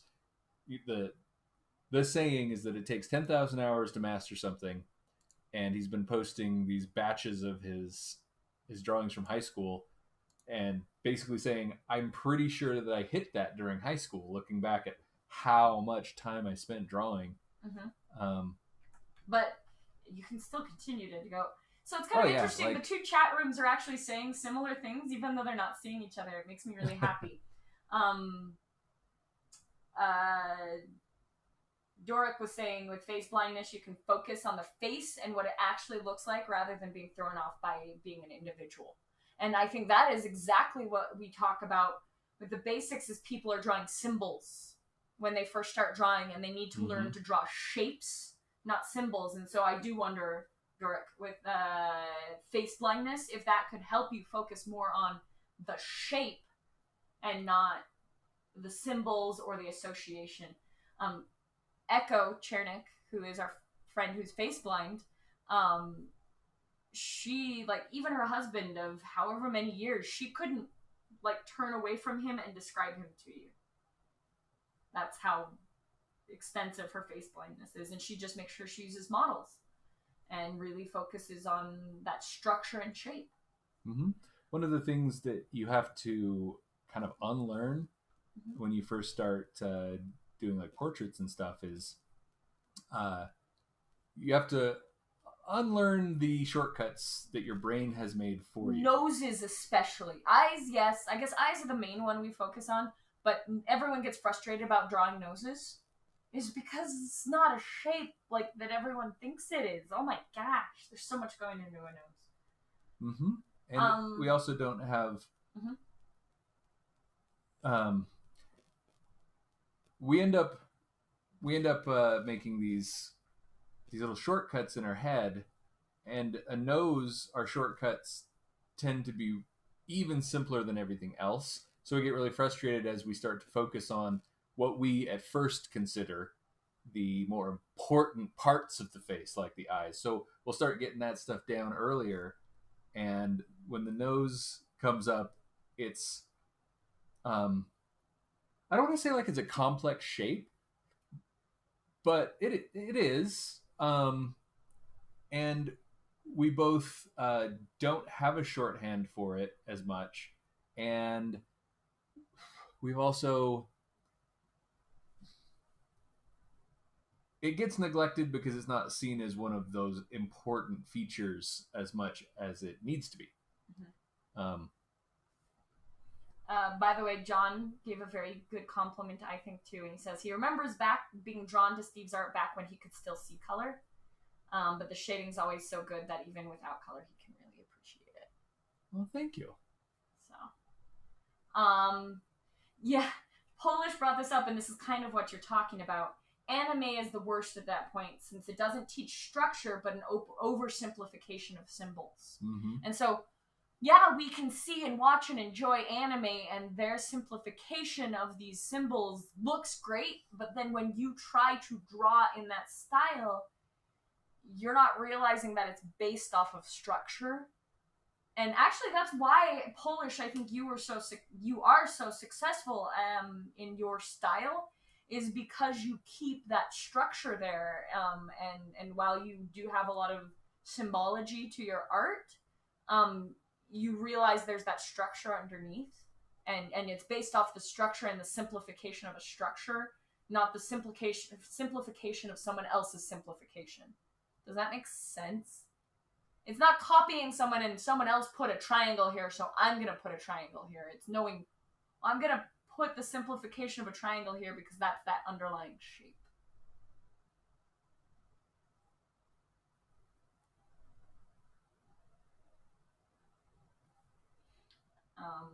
And it's why I do love when people do master studies.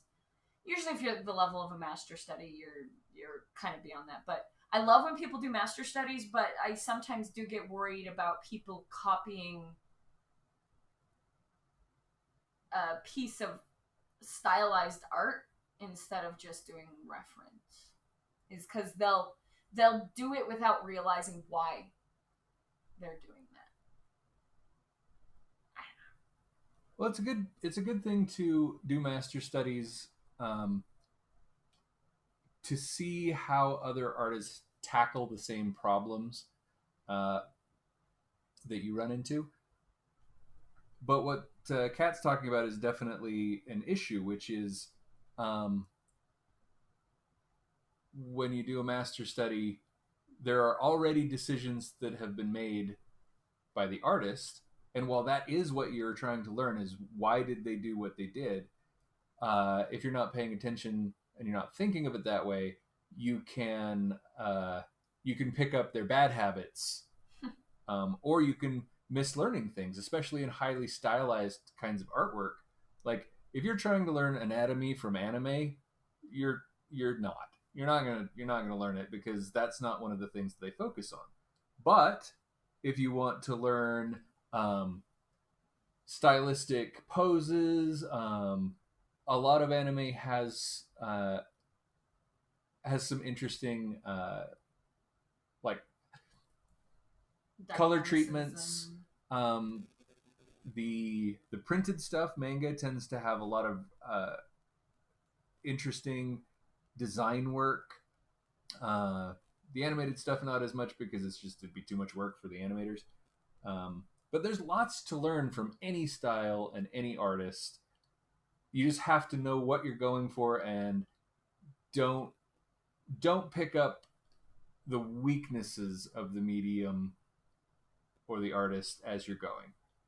Oh, Carrie's taking off. Bye, Carrie. Bye, Carrie.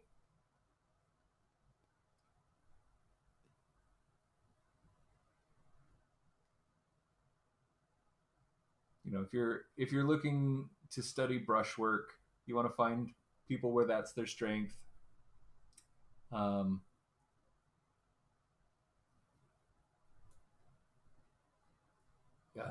If you're trying to learn anatomy, I almost want to say don't learn that from other artists. It's such a complicated subject that it's hard to say, well, this guy has perfect anatomy, he's who I'm going to learn from. Every one of us, all artists, have to simplify anatomy to some degree. We all still have some of that shorthand. And so I think the best teacher for anatomy is going to be life. Mm-hmm. You can then figure out how to adapt it to your style. Mm-hmm. Well, and I think it's also important why it's good really try to draw from life, not just pictures, like photographs even. Photos can lie too.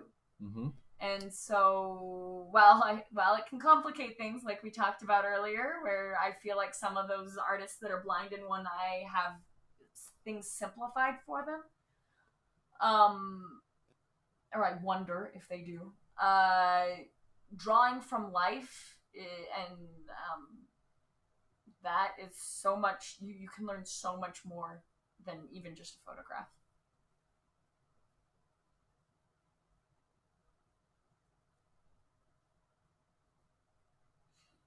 Polish is saying knowing why the triangle is there, but also culturally understanding why not all the details are there in beauty standards too.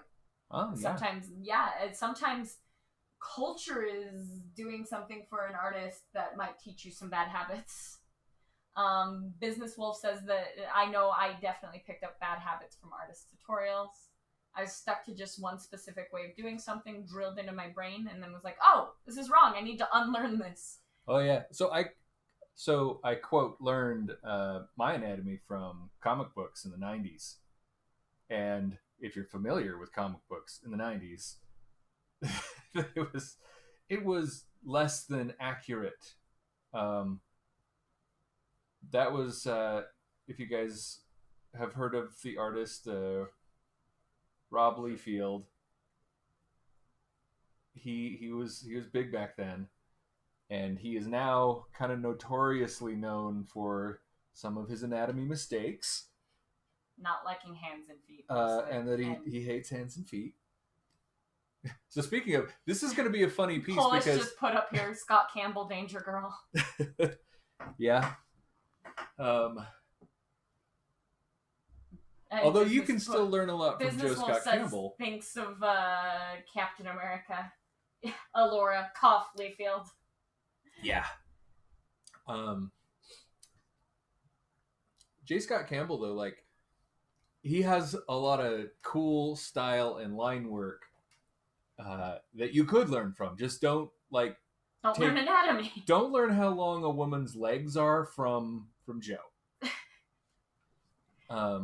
He's a nice guy. We used to see him at Comic-Con. Yeah. McJohn put up, there also seems to be certain lighting schemes that work best for faces, so while you can play with lighting on most things, I feel like it's more challenging to go crazy with the lighting on the character's face while keeping it looking good. That's what we're talking about, is simplify it. And again, coming back to the idea of some people, when they have face blindness or something like that, it simplifies things and they aren't focused on going crazy. I will say that it gets easier to do weird lighting scenarios and stuff on faces the longer you have started treating it as a collection of shapes rather than symbols. And it's just one of those things that you put in the time and you get the experience for. There's not a shortcut, unfortunately, but a face, the thing that makes faces difficult is that as humans, we are wired to know them inside and out. If somebody's color is slightly off, we pick up on it because in the real world, that means they might be sick. It's the whole uncanny valley thing. And so, yeah, they're really unforgiving. You have to get everything just right. But it gets easier when you stop worrying about certain... I'm trying to think of like how to phrase this and not be more confusing. Ultimately, a face still responds to light the same way as everything else. And so once you start getting those shapes... That's why shape's so important in your head. Symbols. Yeah. And once you get the volumes in your head, then applying a lighting scenario to them isn't any more difficult than a lighting scenario of anything else. Now, that being said, there's a couple other things you have to do because human skin has a few attributes that most things don't, like subsurface scattering. Like subsurface scattering. Steve's favorite topic. Yeah. I should have a bell in here that we ring whenever subsurface scattering comes up. Skin tends to have an exaggeration of the Fresnel effect, which is my other favorite. Let's talk about that. Ding, ding, ding, ding. Because, and it's not actually from Fresnel effect. It's light scatter through tiny little hairs, like peach fuzz. So you get more of a ringing of light around skin. And you also have a little bit more complicated reflective light because the surface of our skin's structure will tint, or rather it reflects blue a little bit, just a little bit more than everything else. And so you have skin, which is kind of a dull yellow that turns into a reddish color because of the skin underneath it. And then you have some kind of bluish in the highlight. So it is complicated, but it's still just doing what light and shape and all that does. You just have to keep in mind a few more little variables and tricks than other things. By the way, Dork also said, I can talk, he's talking about his PhD and being a doctor. He said he can talk too much about this because his actual PhD topic was how the brain analyzes shape perception. Oh, that's awesome. So even though we're having the color description in this, talking about the basic shapes on face and how to analyze that is very much his wheelhouse. Oh, nice. There's a book that, if you guys are interested in that sort of thing, I found really interesting. It's an extremely dry read, but it's very informative. It's called Art and Visual Perception. And I don't remember the author offhand. I feel bad that I don't. What was the book name again? Art and Visual Perception. If someone wants to look it up, that would be helpful. It's not a fun book, right? It's dry. It's more like a textbook than anything else, and it can be a little bit hard to understand at times too, because it's talking about such abstracted concepts. But it is all about the way we perceive things, and it breaks down art into a lot of different elements and how we... Rudolf Arnheim. That's it, yep. Oh! That's not an easy name John to remember. just barely beat out Business Wolf by like 1 second. See the chats, Steve, they're battling. Ah, the battle of the chats. We've got Polish and Business versus the rest of them. By the way, Polish and Business Wolf were saying skin's translucency and how light penetrates the skin, blood vessels, awesomeness. One thing that people brought up that was really hard, and I actually want to even point out yours, your faces are not defined here. But I can still, looking at those faces, see male and female. Mm-hmm. Or, those sort of bends. But what they also were talking about, and it was Alora and also Dan, who were saying what they really struggle with on the form. And I'll actually agree on this, because the more studies I do, the harder time I get this. The harder it is for me is lips on men. Oh. Because men have lips, and they can be beautiful and full like a woman's lips, but it feels like if you draw beautiful lips on a man, or like these full lips on a guy, they look too feminine. But if you look at the picture you've got out right there, I mean, your guy has much fuller lips than the female, and we're still reading them as male and female. Mm-hmm. A lot of it tends to be color and detail for me. If you put a lot of highlights or really rosy color in male lips, that's when they start to read a little bit too feminine. But again, it's kind of just the shape. You respect the shape. You render the light sources, and something Polish keeps bringing these good topics up. I like you can't generalize lips on men's, but it helps to have references. Number one. Oh yeah. Especially racial.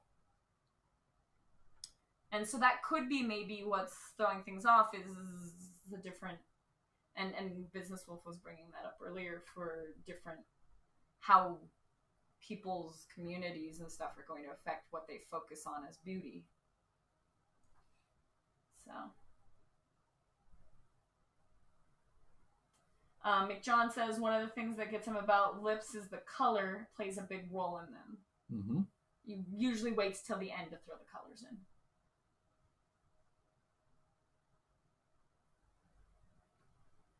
John says, go Facebook research squad.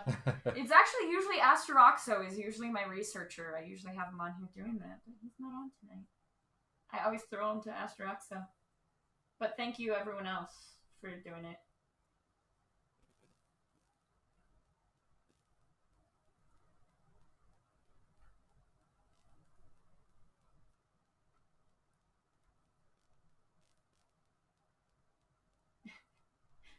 Dan's pushing more of the fight between the YouTube chatters and the Facebookers. So I figure the best way to... I got to do a face anyway, so we'll Sinner. we'll do a... Sinner! Do I need to ask Howard's son to model for you? But then you might get accused of it looking like Harry Potter. Howard Lyon's youngest son kind of looks a lot like Harry Potter, actually.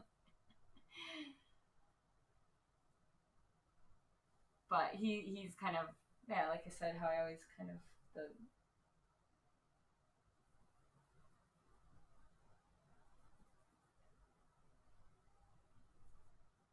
All right, Steve.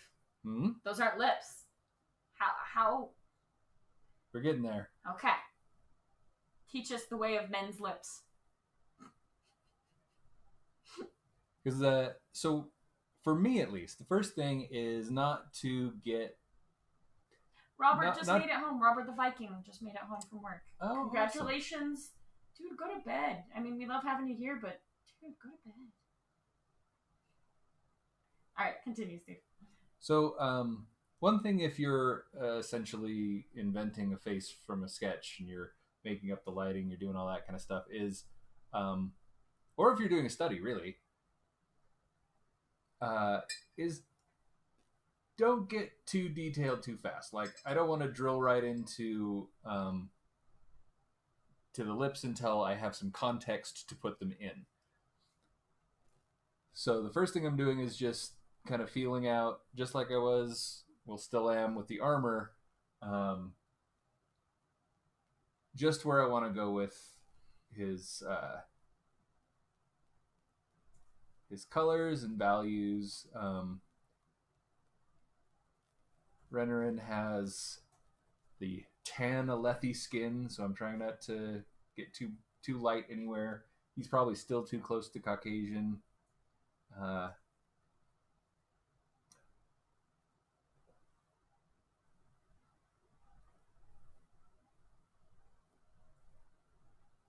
And like we were talking about, I'm just putting light on shapes more than I'm thinking face.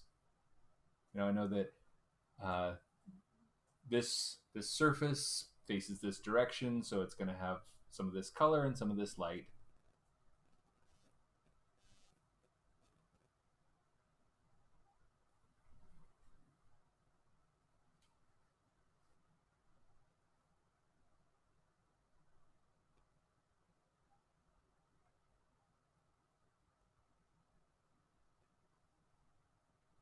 Give them a little bit of a bluer, or this is actually red, but it's bluer than this part, just like we're doing over here on the plate and everything.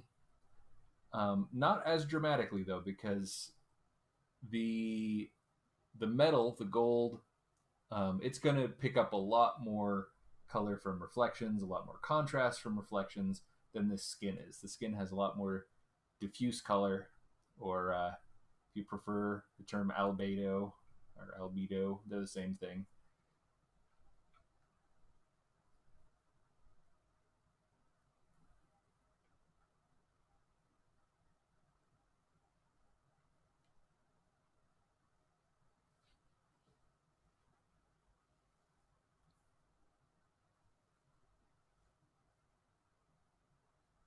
See, and he has beautiful lips, but still looks bright. Yeah, it's a hard thing. Yeah, I mean, we're not there yet, but well, and it is a lot like what you said. I appreciate that. Is I think sometimes people jump in and focus too much on finishing out a certain piece before they have the rest of the structure in place, and that might be why it looks out of place. Yeah. If you can get something to look good while it's messy, then it's going to look good when you clean it up, for the most part. And so, Get the structure in there first.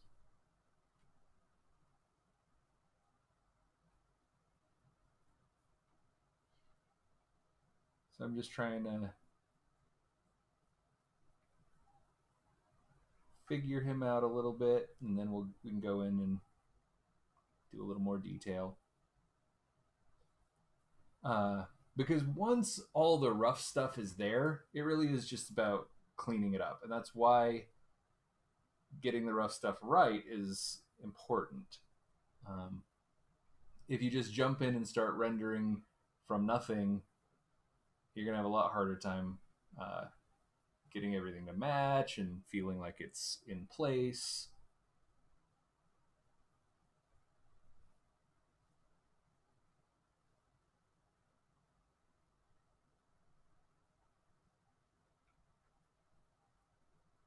And this isn't necessarily a recommendation, but the way that I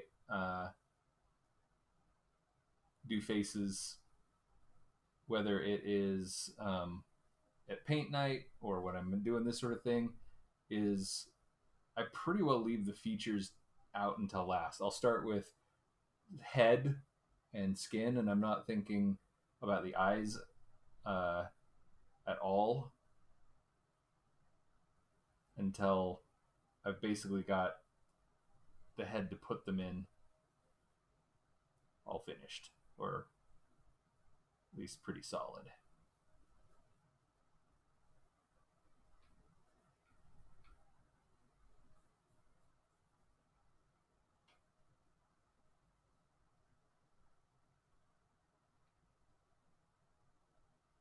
Another trick I do all the time, which I will show, is I'll put something in that I know needs to be there, but I don't necessarily know how much of it I want in there. So I'll way overdo something on a new layer. This is very important. It's hard to do with, you can't really do this with oil paint so well. And I'll be like, well, I feel like that he needs more cool light on the left side of his face. So I just grabbed the sky color and I'm going to put it in as though it's a really harsh light source to begin with. And then once that light shape seems about right, I will dial it in to where I feel like now it looks right. Because I don't, clearly this doesn't work with this lighting scenario as intense as it is. But I want some of this. And this is a good trick, especially when you're not really sure or you have a really complicated lighting scenario or something. You can just do one light source at a time and then blend them together with layers.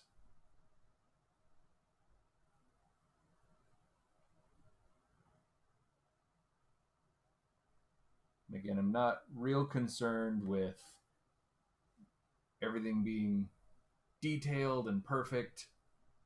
I just want a little bit of this effect. So I'm super overdoing it so that I can say, well, let's see how much of that I really want.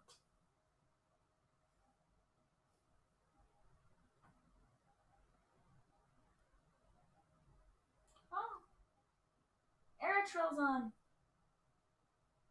Hey Steve, I'm Eritryl. It's good to see you streaming again, Miss Sketch and Scotch. Hey, Eritryl. It's good to see you too. Business wealth. The dark, soulless look of a work in progress as the other details get rendered and the eyes slowly absorb your soul. It's true. It's true.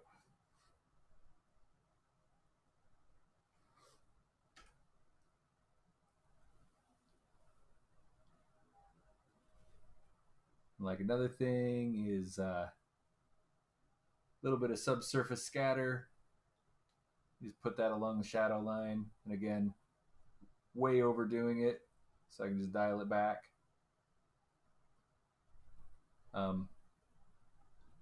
For the subsurface scattering pass, I'll usually work that in a little bit more direct painting style where I'm just adjusting the color of the shadow edge. But this is another place where if you're not sure how much you want,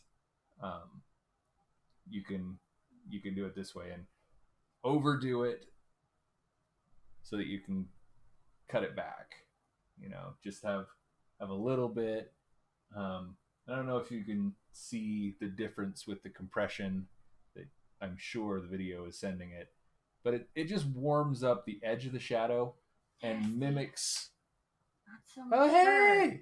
There is your Renarin. Not so mature and strong jawed, and I mean, he still actually does have quite a strong jaw. Don't get me wrong, but a little more baby face to him. That's a very mature male. Renarin is like 20.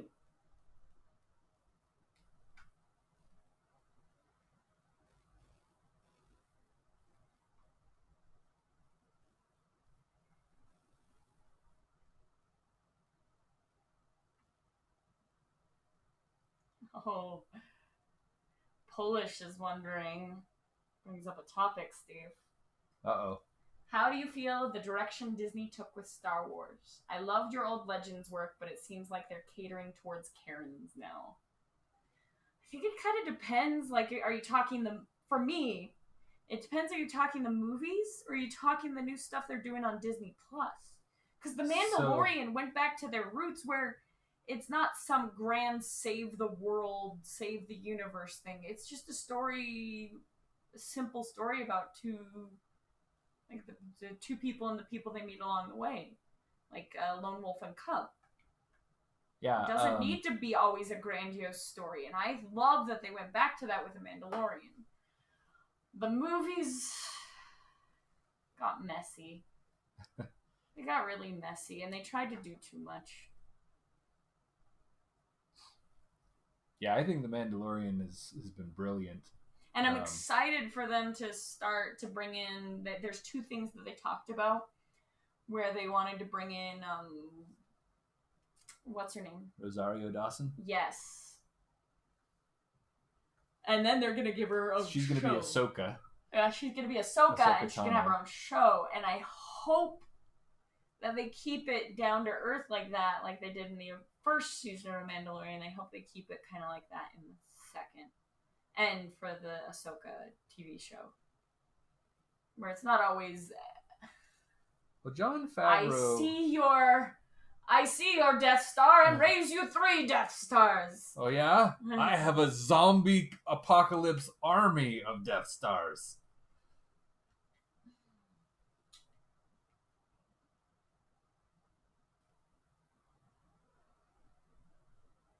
Brie Larson wanted the role of Ahsoka? That's interesting. Although I think for me and just like what I've seen of Ahsoka, I think Rosario Dawson is a better pick.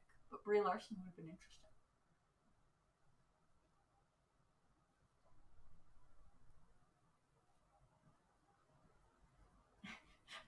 Businesses, OMG, it really does sound like kids one-upping each other. Yeah, that's the biggest disappointment. Is it was almost like fanfic of themselves, where bad fanfic. Let me put that actually. Sorry, where they just kept having to keep outdoing the same thing and kind of rehashing and having something bigger and scarier. And that's always a dangerous game to play. You don't need something bigger and scarier. Just tell a good story. Well, and if The Mandalorian showed us anything, I think people, myself especially, tend to respond to relatable stories and relatable challenges. So the entire universe is going to be destroyed. That's not something you can connect with. But hey, this little baby that I care about and nobody knows exists, and nobody knows I exist, and like it's us versus the universe. You can relate to that. Someone put Death Starmy, like an army, Death Star Army. The new currency of the Republic, Death Stars. Yeah.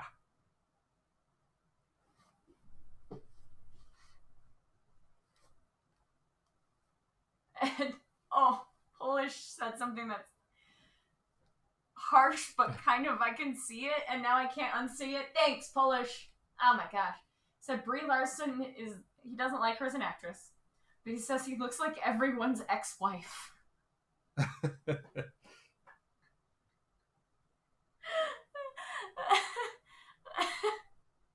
And I can see what you're saying, and I can't unsee it.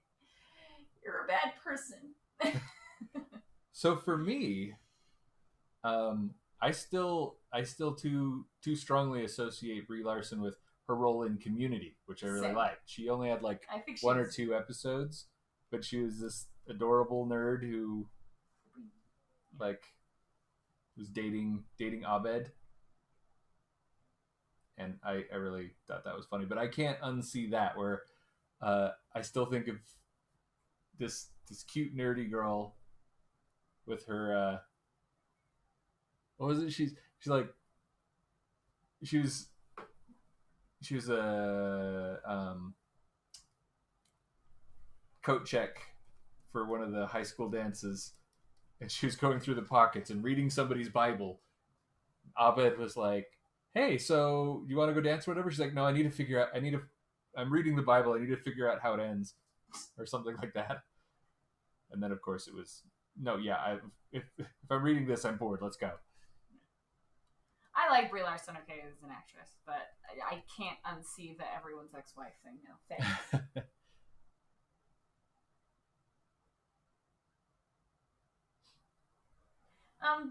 Dan's bringing it up, and I think that it just came from a mess of everything. He's saying from his perspective, it felt like the catastrophe of the new movies is they didn't really plan out the writing very well. When I heard them small talk about how they wrote the second movie, it's like, wait, they didn't even have a plot planned out. They just kind of had a general idea and changed writers over and over. It did feel disjointed. I feel like in some ways there was like a fight going on when they switched directors and switched back. And yeah, a lot of the that's not the place to have a fight like that. Just in my opinion, a lot of the problem with Force Awakens and the others is that it was the switching of direction.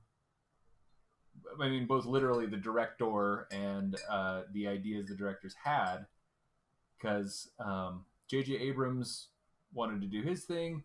Rian Johnson came in and said, "Well, I didn't like that, so I'm going to undo all of it and do my own thing." Make a point of it, though. That's the part. That was why I don't like what Rian Johnson did. Is not necessarily that I disagree with where he wanted to take Star Wars. It's that he just sort of seemed to throw the other people's work in the garbage and say, "I didn't like this, so it's not canon anymore." And it just doesn't seem professional. And so when J.J. Abrams got it back, he's like, "Well, now I have to deal with what happened in the last movie." And so he both wanted to do the thing that he originally had, but he also needed to tie in with what the other movie did. And so it got messy because it traded hands so many times and changed direction. There's been lots of ones that have had different directors and been able to survive that because they just had an overall vibe and plan and story that they were keeping with and working with. Like they were trying to just keep this story going. It's kind of like we've talked before, where artists like working on a piece together. Sometimes it can work really well, or sometimes they can just like feel like each other are undoing each other's work, and it felt more like it was a fight, not a cooperative thing. Or like super groups. Musical super groups where you're like, "Oh my gosh, these guys would be amazing. It's my favorite drummer and my favorite guitar player and my favorite singer." And they all formed a super group, and you go, and they play, and it's like, this is just a wall of noise because everyone's trying to be the virtuoso at the same time. Not to say that there aren't supergroups that worked, but you guys know what I'm talking about. Stuff that sounds amazing because of the people involved, and then they kind of step on each other's feet the whole time. Mm-hmm. And that's kind of how it felt like it went.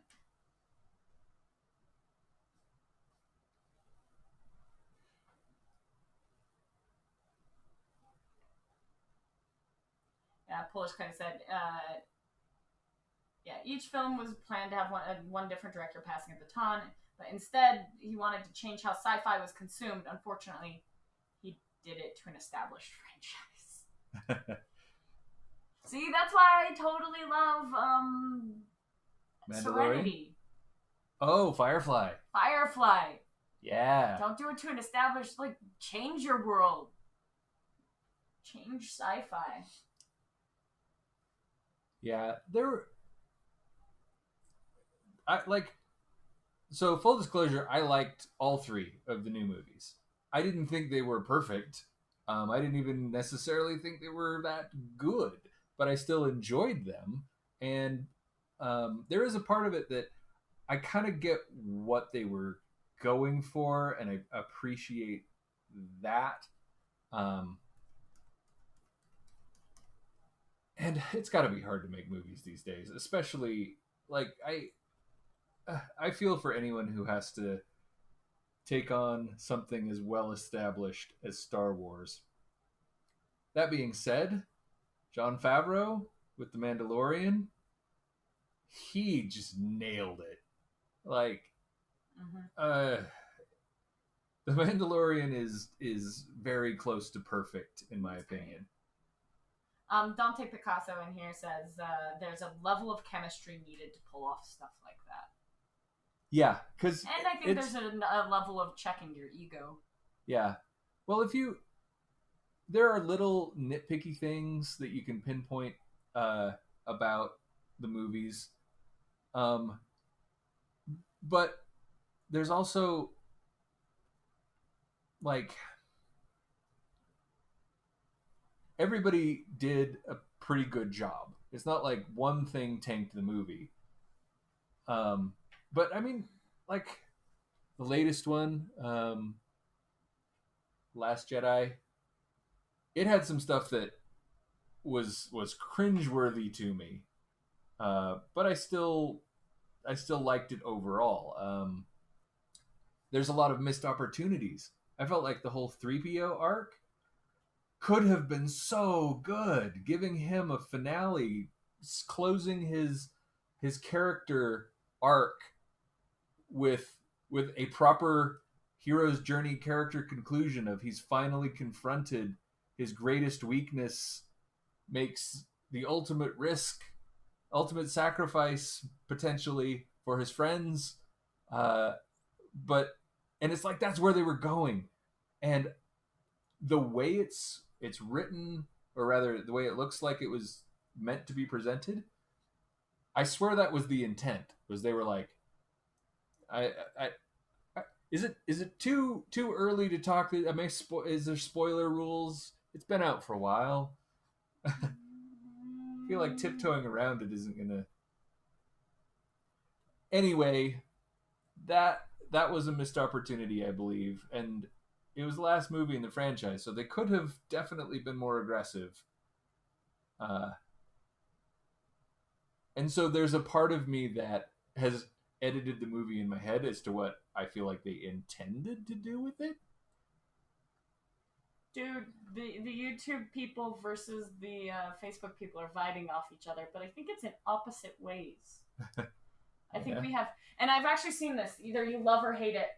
The funny thing is one person on the YouTube is saying they love the kiss in it, and it blew them up. And then Polish, I can't totally because it's writing, says the kiss, which I have a feeling he's not liking it.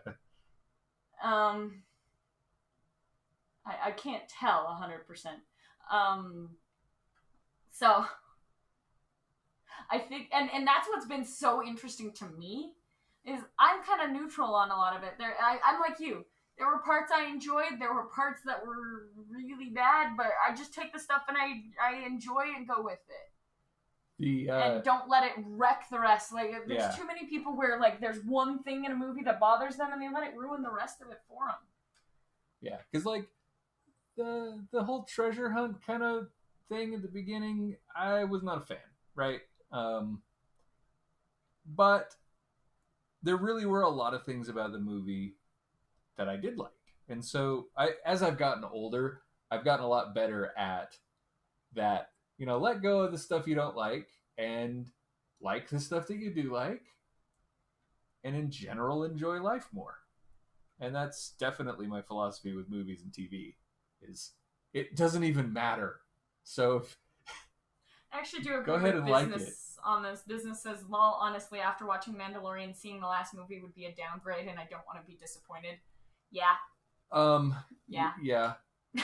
I can't disagree with that. I know it really is all opinion, but The Mandalorian is the best thing that's happened to Star Wars, in my opinion.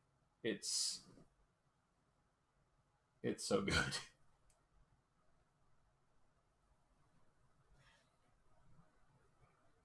And there's other stuff that is a little undersung, like Rogue One. Mm-hmm. Rogue One for me felt very classic, appropriate Star Wars. It's the underdog story. It's the band of rebels, mm-hmm.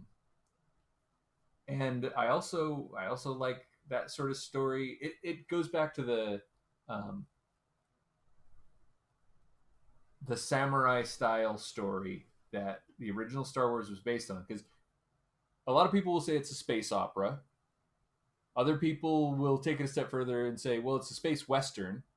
Neither of those are wrong, but I would say the most accurate depiction of Star Wars, if you're going to boil it down to that kind of thing, is it is a samurai space western, because it is told like a samurai story.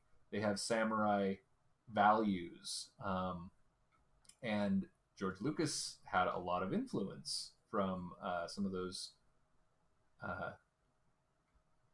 Asian directors and filmmaking styles. Business Wolf is going to bed. So did Doric. All right. Bye, Thanks business. for coming. We've only got about a half hour, a little less than a half hour in the stream. Anyway, so. Yeah, like John saying, a lot derived from Kurosawa. Yeah.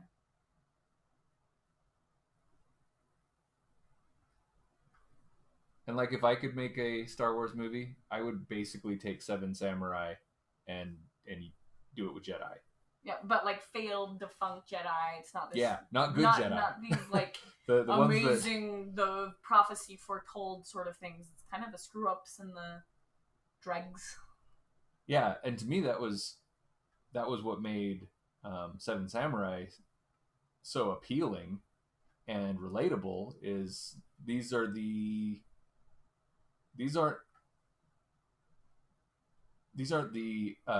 Crouching Tiger, Hidden Dragon, best warriors in the world, fighting the evil overlord emperor who whatever. Like, it's not one of those best in the world versus worst in the world. It's a handful of forgotten samurai, or Ronin. They're all Ronin at that point, helping some random village because nobody cares, and if they don't help, no one will. And that's how The Mandalorian feels to me. Just like Kat was mentioning Lone Wolf and Cub. I mean, it's very much Lone Wolf and Cub, but it's that us versus the universe, and if we disappear, nobody's going to notice. Like, that to me is a strong and relatable premise. And Sam is asking if squam work is still a thing. We've kind of sort of been doing a little bit of we do it. We don't review it on the stream, but we have people post it. There is a Sketch and Scotch Facebook page, and so people have been posting their stuff there and discussing it and supporting each other there.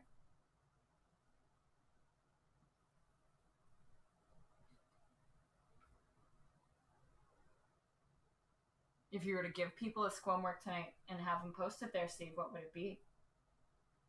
Is it drawing dudes' lips? Draw dude lips.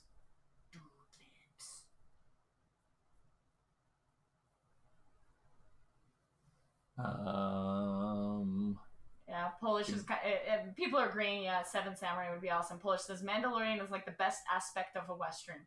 The slow reveal of his past, his values, and his unmasking at his lowest point. I don't know. I almost still that it worked and they did it well, especially with the robot there. Like, but I still feel like I wish they wouldn't have. Yeah, truly, I'm okay with the. I don't wish they truly would have unmasked him. I wish they would have kept that like a reaction shot or something. Yeah. So that I was thinking that same thing is, there's a lot of metaphor and symbolism of that vulnerability of unmasking him when he finally can't do something for himself and he accepts the help of a droid, which he hates droids. Like there was a lot going on there that I thought worked really well. What Kat's talking about, and I agree with, is the decision to show the audience his face is an interesting choice that I'm a little bit 50-50 on, because there's something powerful in the mystery of you as the audience are not omnipotent. You don't get to see everything. You don't get to know everything. It's one style versus another. Most things are omnipotent viewer. But in the case of The Mandalorian, I don't have a strong opinion, but I do have a wonder. I genuinely wonder if it would have been stronger if, yes, you knew he was unmasked, but you as the audience don't get to see him. That is private from even you. Dante Picasso saying he wished they'd make a rogue Sith or a Grey Jedi movie instead of just the strict good versus evil. That's why I like the idea of the Seventh Samurai, where they're the Ronin idea, where they're not upstanding citizens in the Jedi Order. They're washouts. They have some ability. They might have even some training, but they're not the. They're failed some way or one way or another, and flawed. That makes them relatable And intriguing. It makes them intriguing. It makes the threat, while the threat tends to be smaller, it is also more realistic and believable.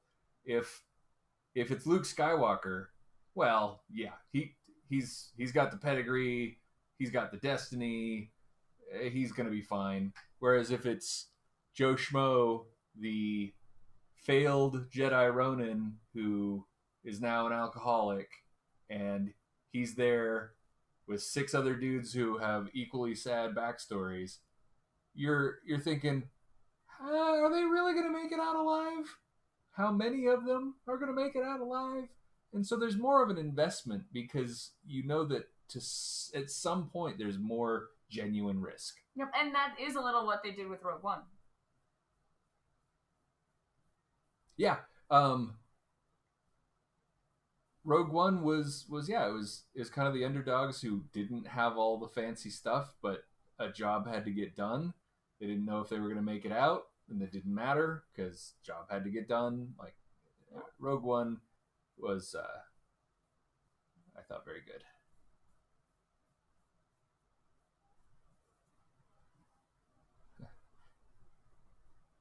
Movies and storytelling and that sort of thing is another topic most people don't want me to get started on because I will never stop.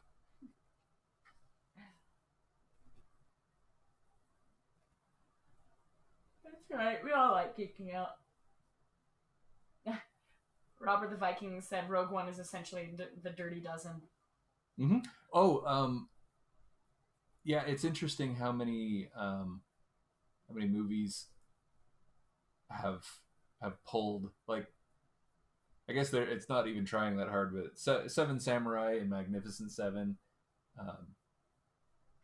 essentially same idea, same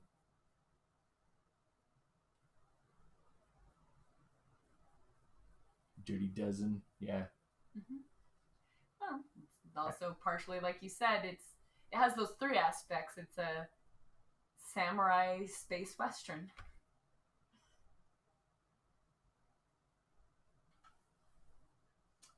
I don't know if Steve has an opinion or has seen the trailers for this, the new Dune. I haven't really seen much. I've seen people posting pictures and everything. Though I've been, for the most part, just trying to catch up with losing a couple of weeks to being sick. So I'm trying not to spend too much time just wandering Facebook and Twitter and stuff like that. So I've only seen little bits of like people posting I'm excited. photos. I hope someone will finally do justice to Dune. I hope.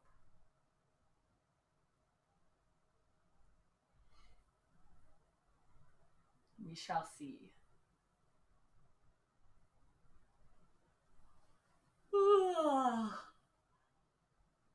I'm getting sleepy, Steve. Yeah. About 20 minutes 20 minutes. More. We decided, well, we used to do Sketch and Scotch, and we always joked it was an hour and we'd go way more. Steve's decided with this one, why we do the amount of time we do is it's usually we'd be doing a portrait painting night at Howard Lyons, which is this exact same time, but we're not because we're doing the quarantine stuff instead.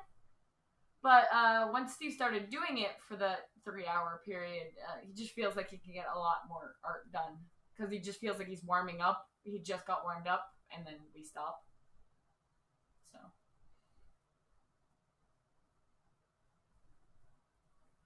And it's pretty awesome that I can work on official stuff, because then I don't feel like I'm taking time from someone else to do a stream. Quiet saying, not sure it's possible to do in a movie. The book is so big. They've been very upfront with the movie and said it will have at least 3 parts. Mm-hmm. And so they're not going to try to, that's been the problem all along, is trying to shove it all into one movie. They're going to break it up into different parts, which I'm excited about. How many fish do we have that are named after Dune? 2. So we have Shai Hulud, we have Muad'Dib. Those are the only 2. Is that it? Yeah. In our fish tank, we have 2 animals that are named after Dune. Our sea cucumber is named Shai Hulud because he's like a big Shai Hulud. He swims through the sand and sips it. He's a giant sandworm, and he's adorable. And then we have a fish that rides sometimes the sandworm, and so we named him Muad'Dib because he hangs out with Shai Hulud and rides on his back. He is the weirdest of his species. He doesn't act like he's supposed to at all. He's really weird. He's a spotted jawfish, which we've actually done on Sketch and Scotch. We did a spotted jawfish mermaid a couple of years ago. This was a different one. Our original one went carpet surfing. But he does not behave like he's supposed to. Jawfish, they will dig a hole and they will mostly stay in it. And within you should be happy if you get to see them if they get comfortable enough to swim 3 inches outside of their hole. Because they dig a little cave and they hang out in their cave and they love the cave and they'll poke their little head out and say hi occasionally. And they decorate around their cave. They'll steal coral sometimes to make a pretty little barrier for their cave. But this one, Muad'Dib, he basically he camps more than he has built a home where he'll just dig a little dent and he'll stay there and he'll just fight off. He makes a sand pit. Makes a little pit. He pit mines. And he likes to ride our sea cucumber, and it's he kind of wants to be social, where he'll swim out where the other fish are. I forgot to go feed the tank. Oh no! I'm gonna be back, guys. All right. People keep telling you about the fish tank. I gotta go feed them. Their lights just went out 15 minutes ago. That's what I had to do. But yeah, he tries to be social, but he's also still got some of his instincts. So he'll swim up to other fish as though to say hello, and then he'll open his mouth super wide, like he's threatening them, and then they'll respond and stuff. But it's weird because he's not. It's not like he's trying to chase them out of his territory. It's like he just doesn't know how to socialize.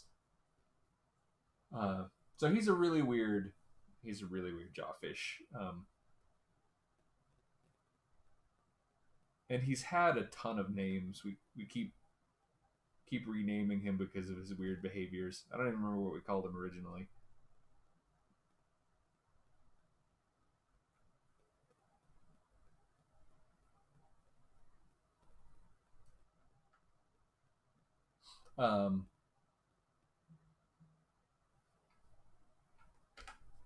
So now I've switched to a much softer brush, and I've smoothed out a lot of him. I'm still gonna come back in with some detail because right now he's maybe too smooth and perfect. But where he gets rough, I'm gonna want to do more specifically, more intentionally than like where was it? Because I switched layers. Like this is too messy brush strokey, but then this is too smooth. So this is how it goes for me. I go back and forth.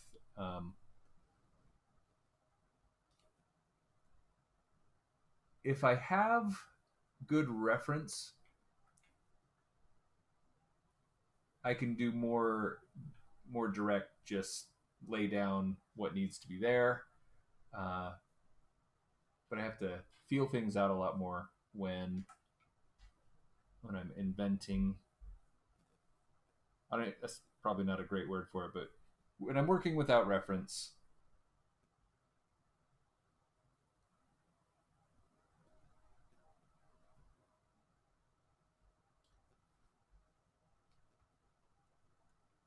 Which you can do, but is not recommended.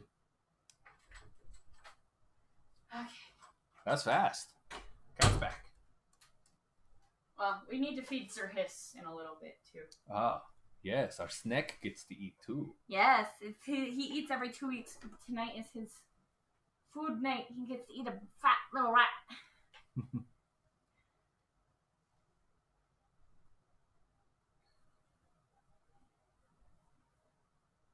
And it's the last of his quarantine rats. Just as the state was starting to talk about doing, stay-at-home measures and stuff, we went out and bought a bunch of rats for the snake to eat.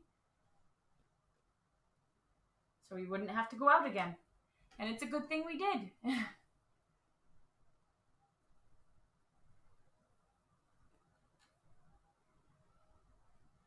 Okay, yep. He looks younger. We're stocked up on the rats.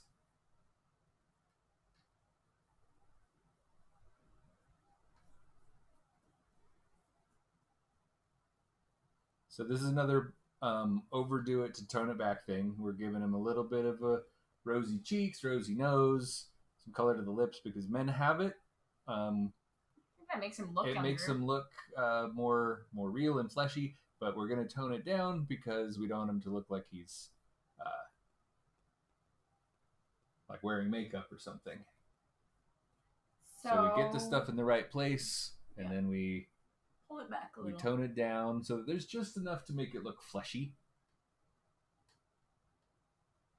Make it look alive.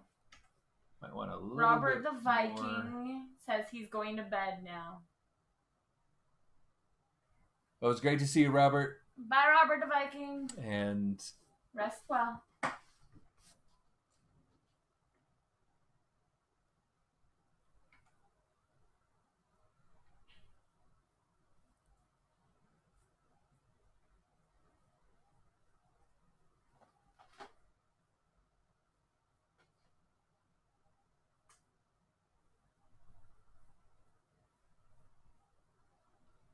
Now I'm doing some of the more intentional subsurface scattering, where I'm just taking a saturated color that is kind of in between the value of the light and dark parts, and giving it just a little bit of, it's almost like a glow, where this is where the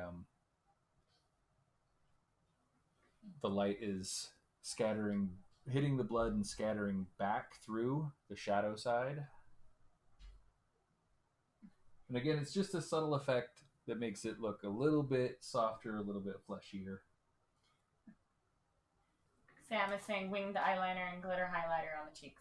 Actually, that is one thing I've noticed, and it actually frustrates me. I know it's going to sound funny. We do the portrait painting every week at Howard's, and it actually really drives me crazy when women wear a lot of makeup to it. Because it completely kills the tone and color to their skin. That I am there to paint real life. I am there to paint what people look like, and it makes me sad when they put on so much base on their makeup and stuff that it takes away what I'm there to see, like that subsurface scattering and that those really intricate colors that you get on natural skin. And it's funny, cause I mean, it looks great. Their makeup looks wonderful, but when you actually go to paint it, like from a portrait painting point of view, it takes away what I'm there to learn. They already painted it before me. The person is painted.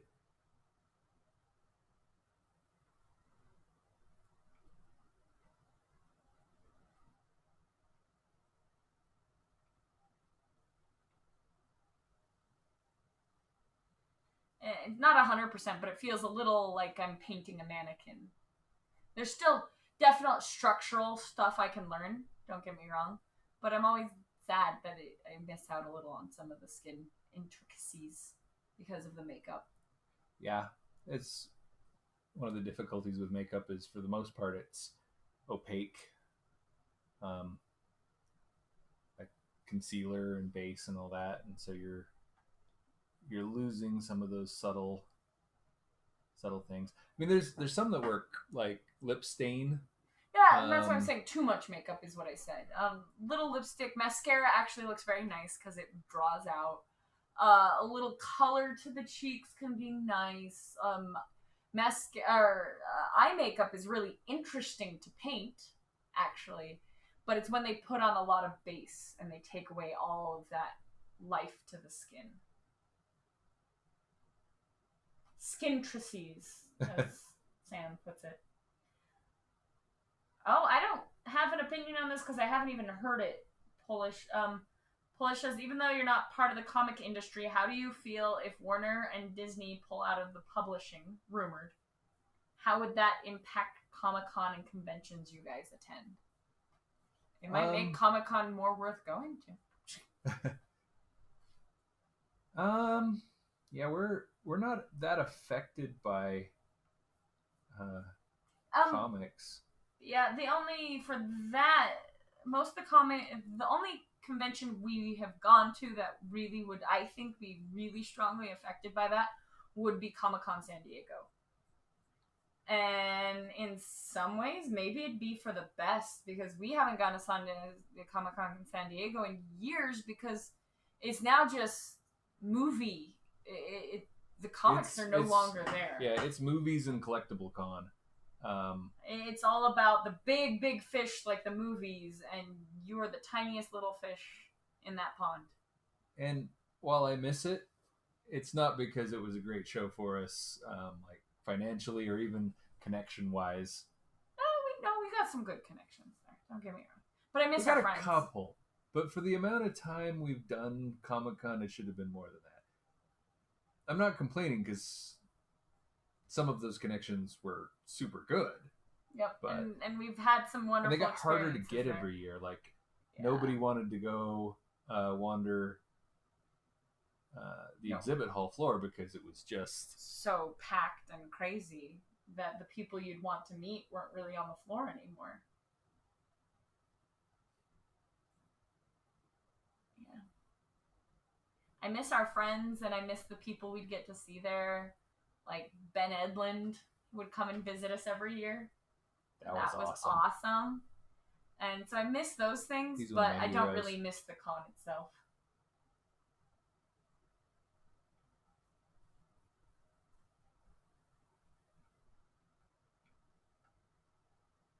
Sam says we should come to OhioCon. We actually have a couple friends that go to that. I've heard of it.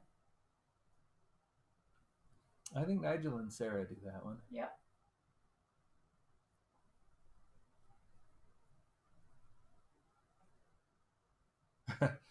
This year we're not going to really go to any cons, most likely. Yeah, I don't know. Well, the U.S. is starting to unwisely, I'm going to be honest on that, unwisely open up again. And so I am wondering about Dragon Con. Well, yeah, because Georgia is one of the number one awesomes. Ultimately, that's going to be up to the convention, though. And It will. And I do feel like the people that are going to conventions are a different type of people who are more concerned about public safety than other people. Yeah, well, it is a hard thing. I get it, and there's no. The hardest thing about it is that we just don't know a lot of things. Mm-hmm. And Indiana, which is Gen Con, is usually kind of leaning more that way too. But the people who do Gen Con are definitely leaning, like just knowing them as people and things they've spoken out against, like some of Indiana's laws against gays. I know that it really shouldn't be related because it drives me crazy that it's political. But just knowing the way that and how they've spoken out against that, I think that Gen Con is probably more likely to err on the side of being conscientious and not putting people at risk. They'll err on the side of their people. I think Dragon Con is more likely to happen, but still, I don't know.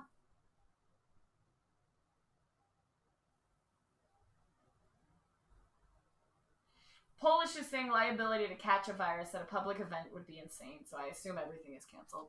I think that's a good assumption, especially like while people are doing soft opens, things like conventions and concerts and stuff are a lot farther out, I hope.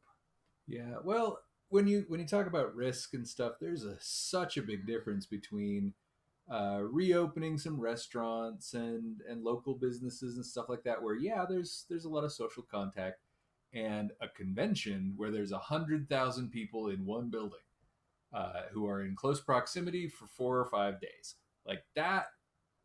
It's a whole different world, and the organizers of conventions know that. We've talked to a few, and while of course they want their convention to happen, the ones that we've talked to are being really smart about trying to get all the information they can.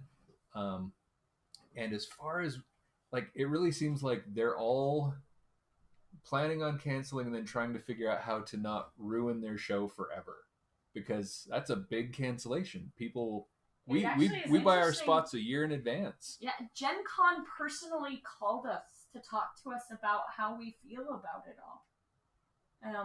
Which was really sweet of them, I thought. They are so sweet. Like the runners, the high up runners of that con really do care. Yeah. I mean, I think everyone cares, don't get me wrong, but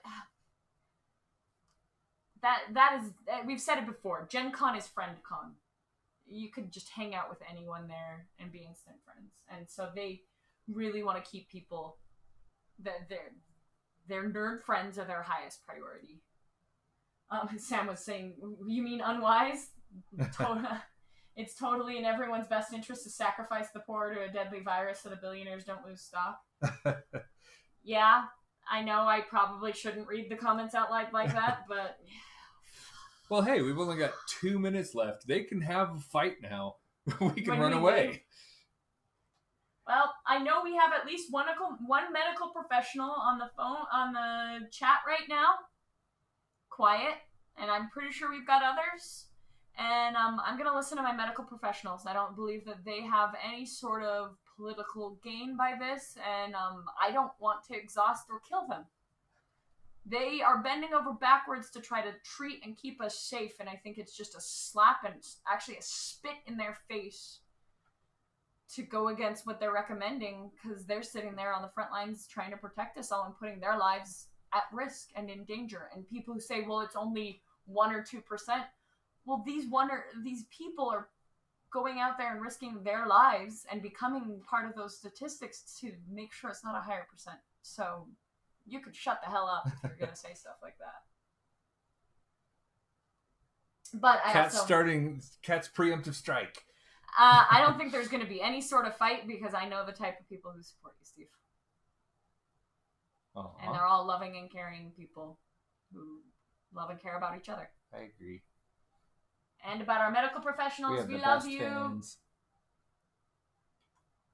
And actually, not just our medical professionals. I know we've got one of these on the stream right now too. Our essential workers, you need to be paid more. Absolutely. And you guys should be getting hazard pay. You should be getting hazard pay. Like right now. Essential workers. I know we got lots of them on here. Our medical professionals, all of you guys. We love you, and we hope you guys stay safe. We appreciate you sacrificing for all of us.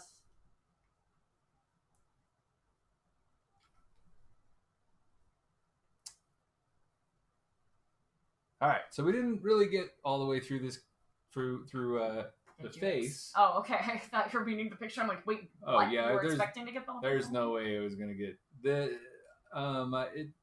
These are probably gonna be about 30 hours each, so there's still a lot left to do on all of them, but these are now Renarin's lips. I'll probably thin him out a little bit and thin out the rest of his face as per Cat's you need to give him a little baby fat too, and just make him look younger. Yeah. But yeah. So yeah, he's gonna get moved around a little bit with the liquefy tool and such. But I hope it was a decent demonstration that, like, it's mostly about the shape. Men's lips aren't that different from women's lips. It's just context and no makeup. These are a little fuller than I want for this character, but that's, again, it's easy to fix with liquefy. I just wanted to get as far as I could while we were still streaming. Mm-hmm. Oh, Alora is getting $2 extra. Oh, good. Good. Yeah, everyone, someone's saying, when I talk about essential workers, I'm talking our people at checkout lines and all of those things. So, we love you.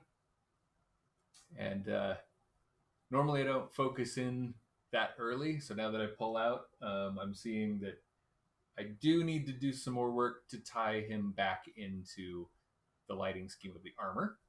It's not super far off, but he doesn't fit anymore.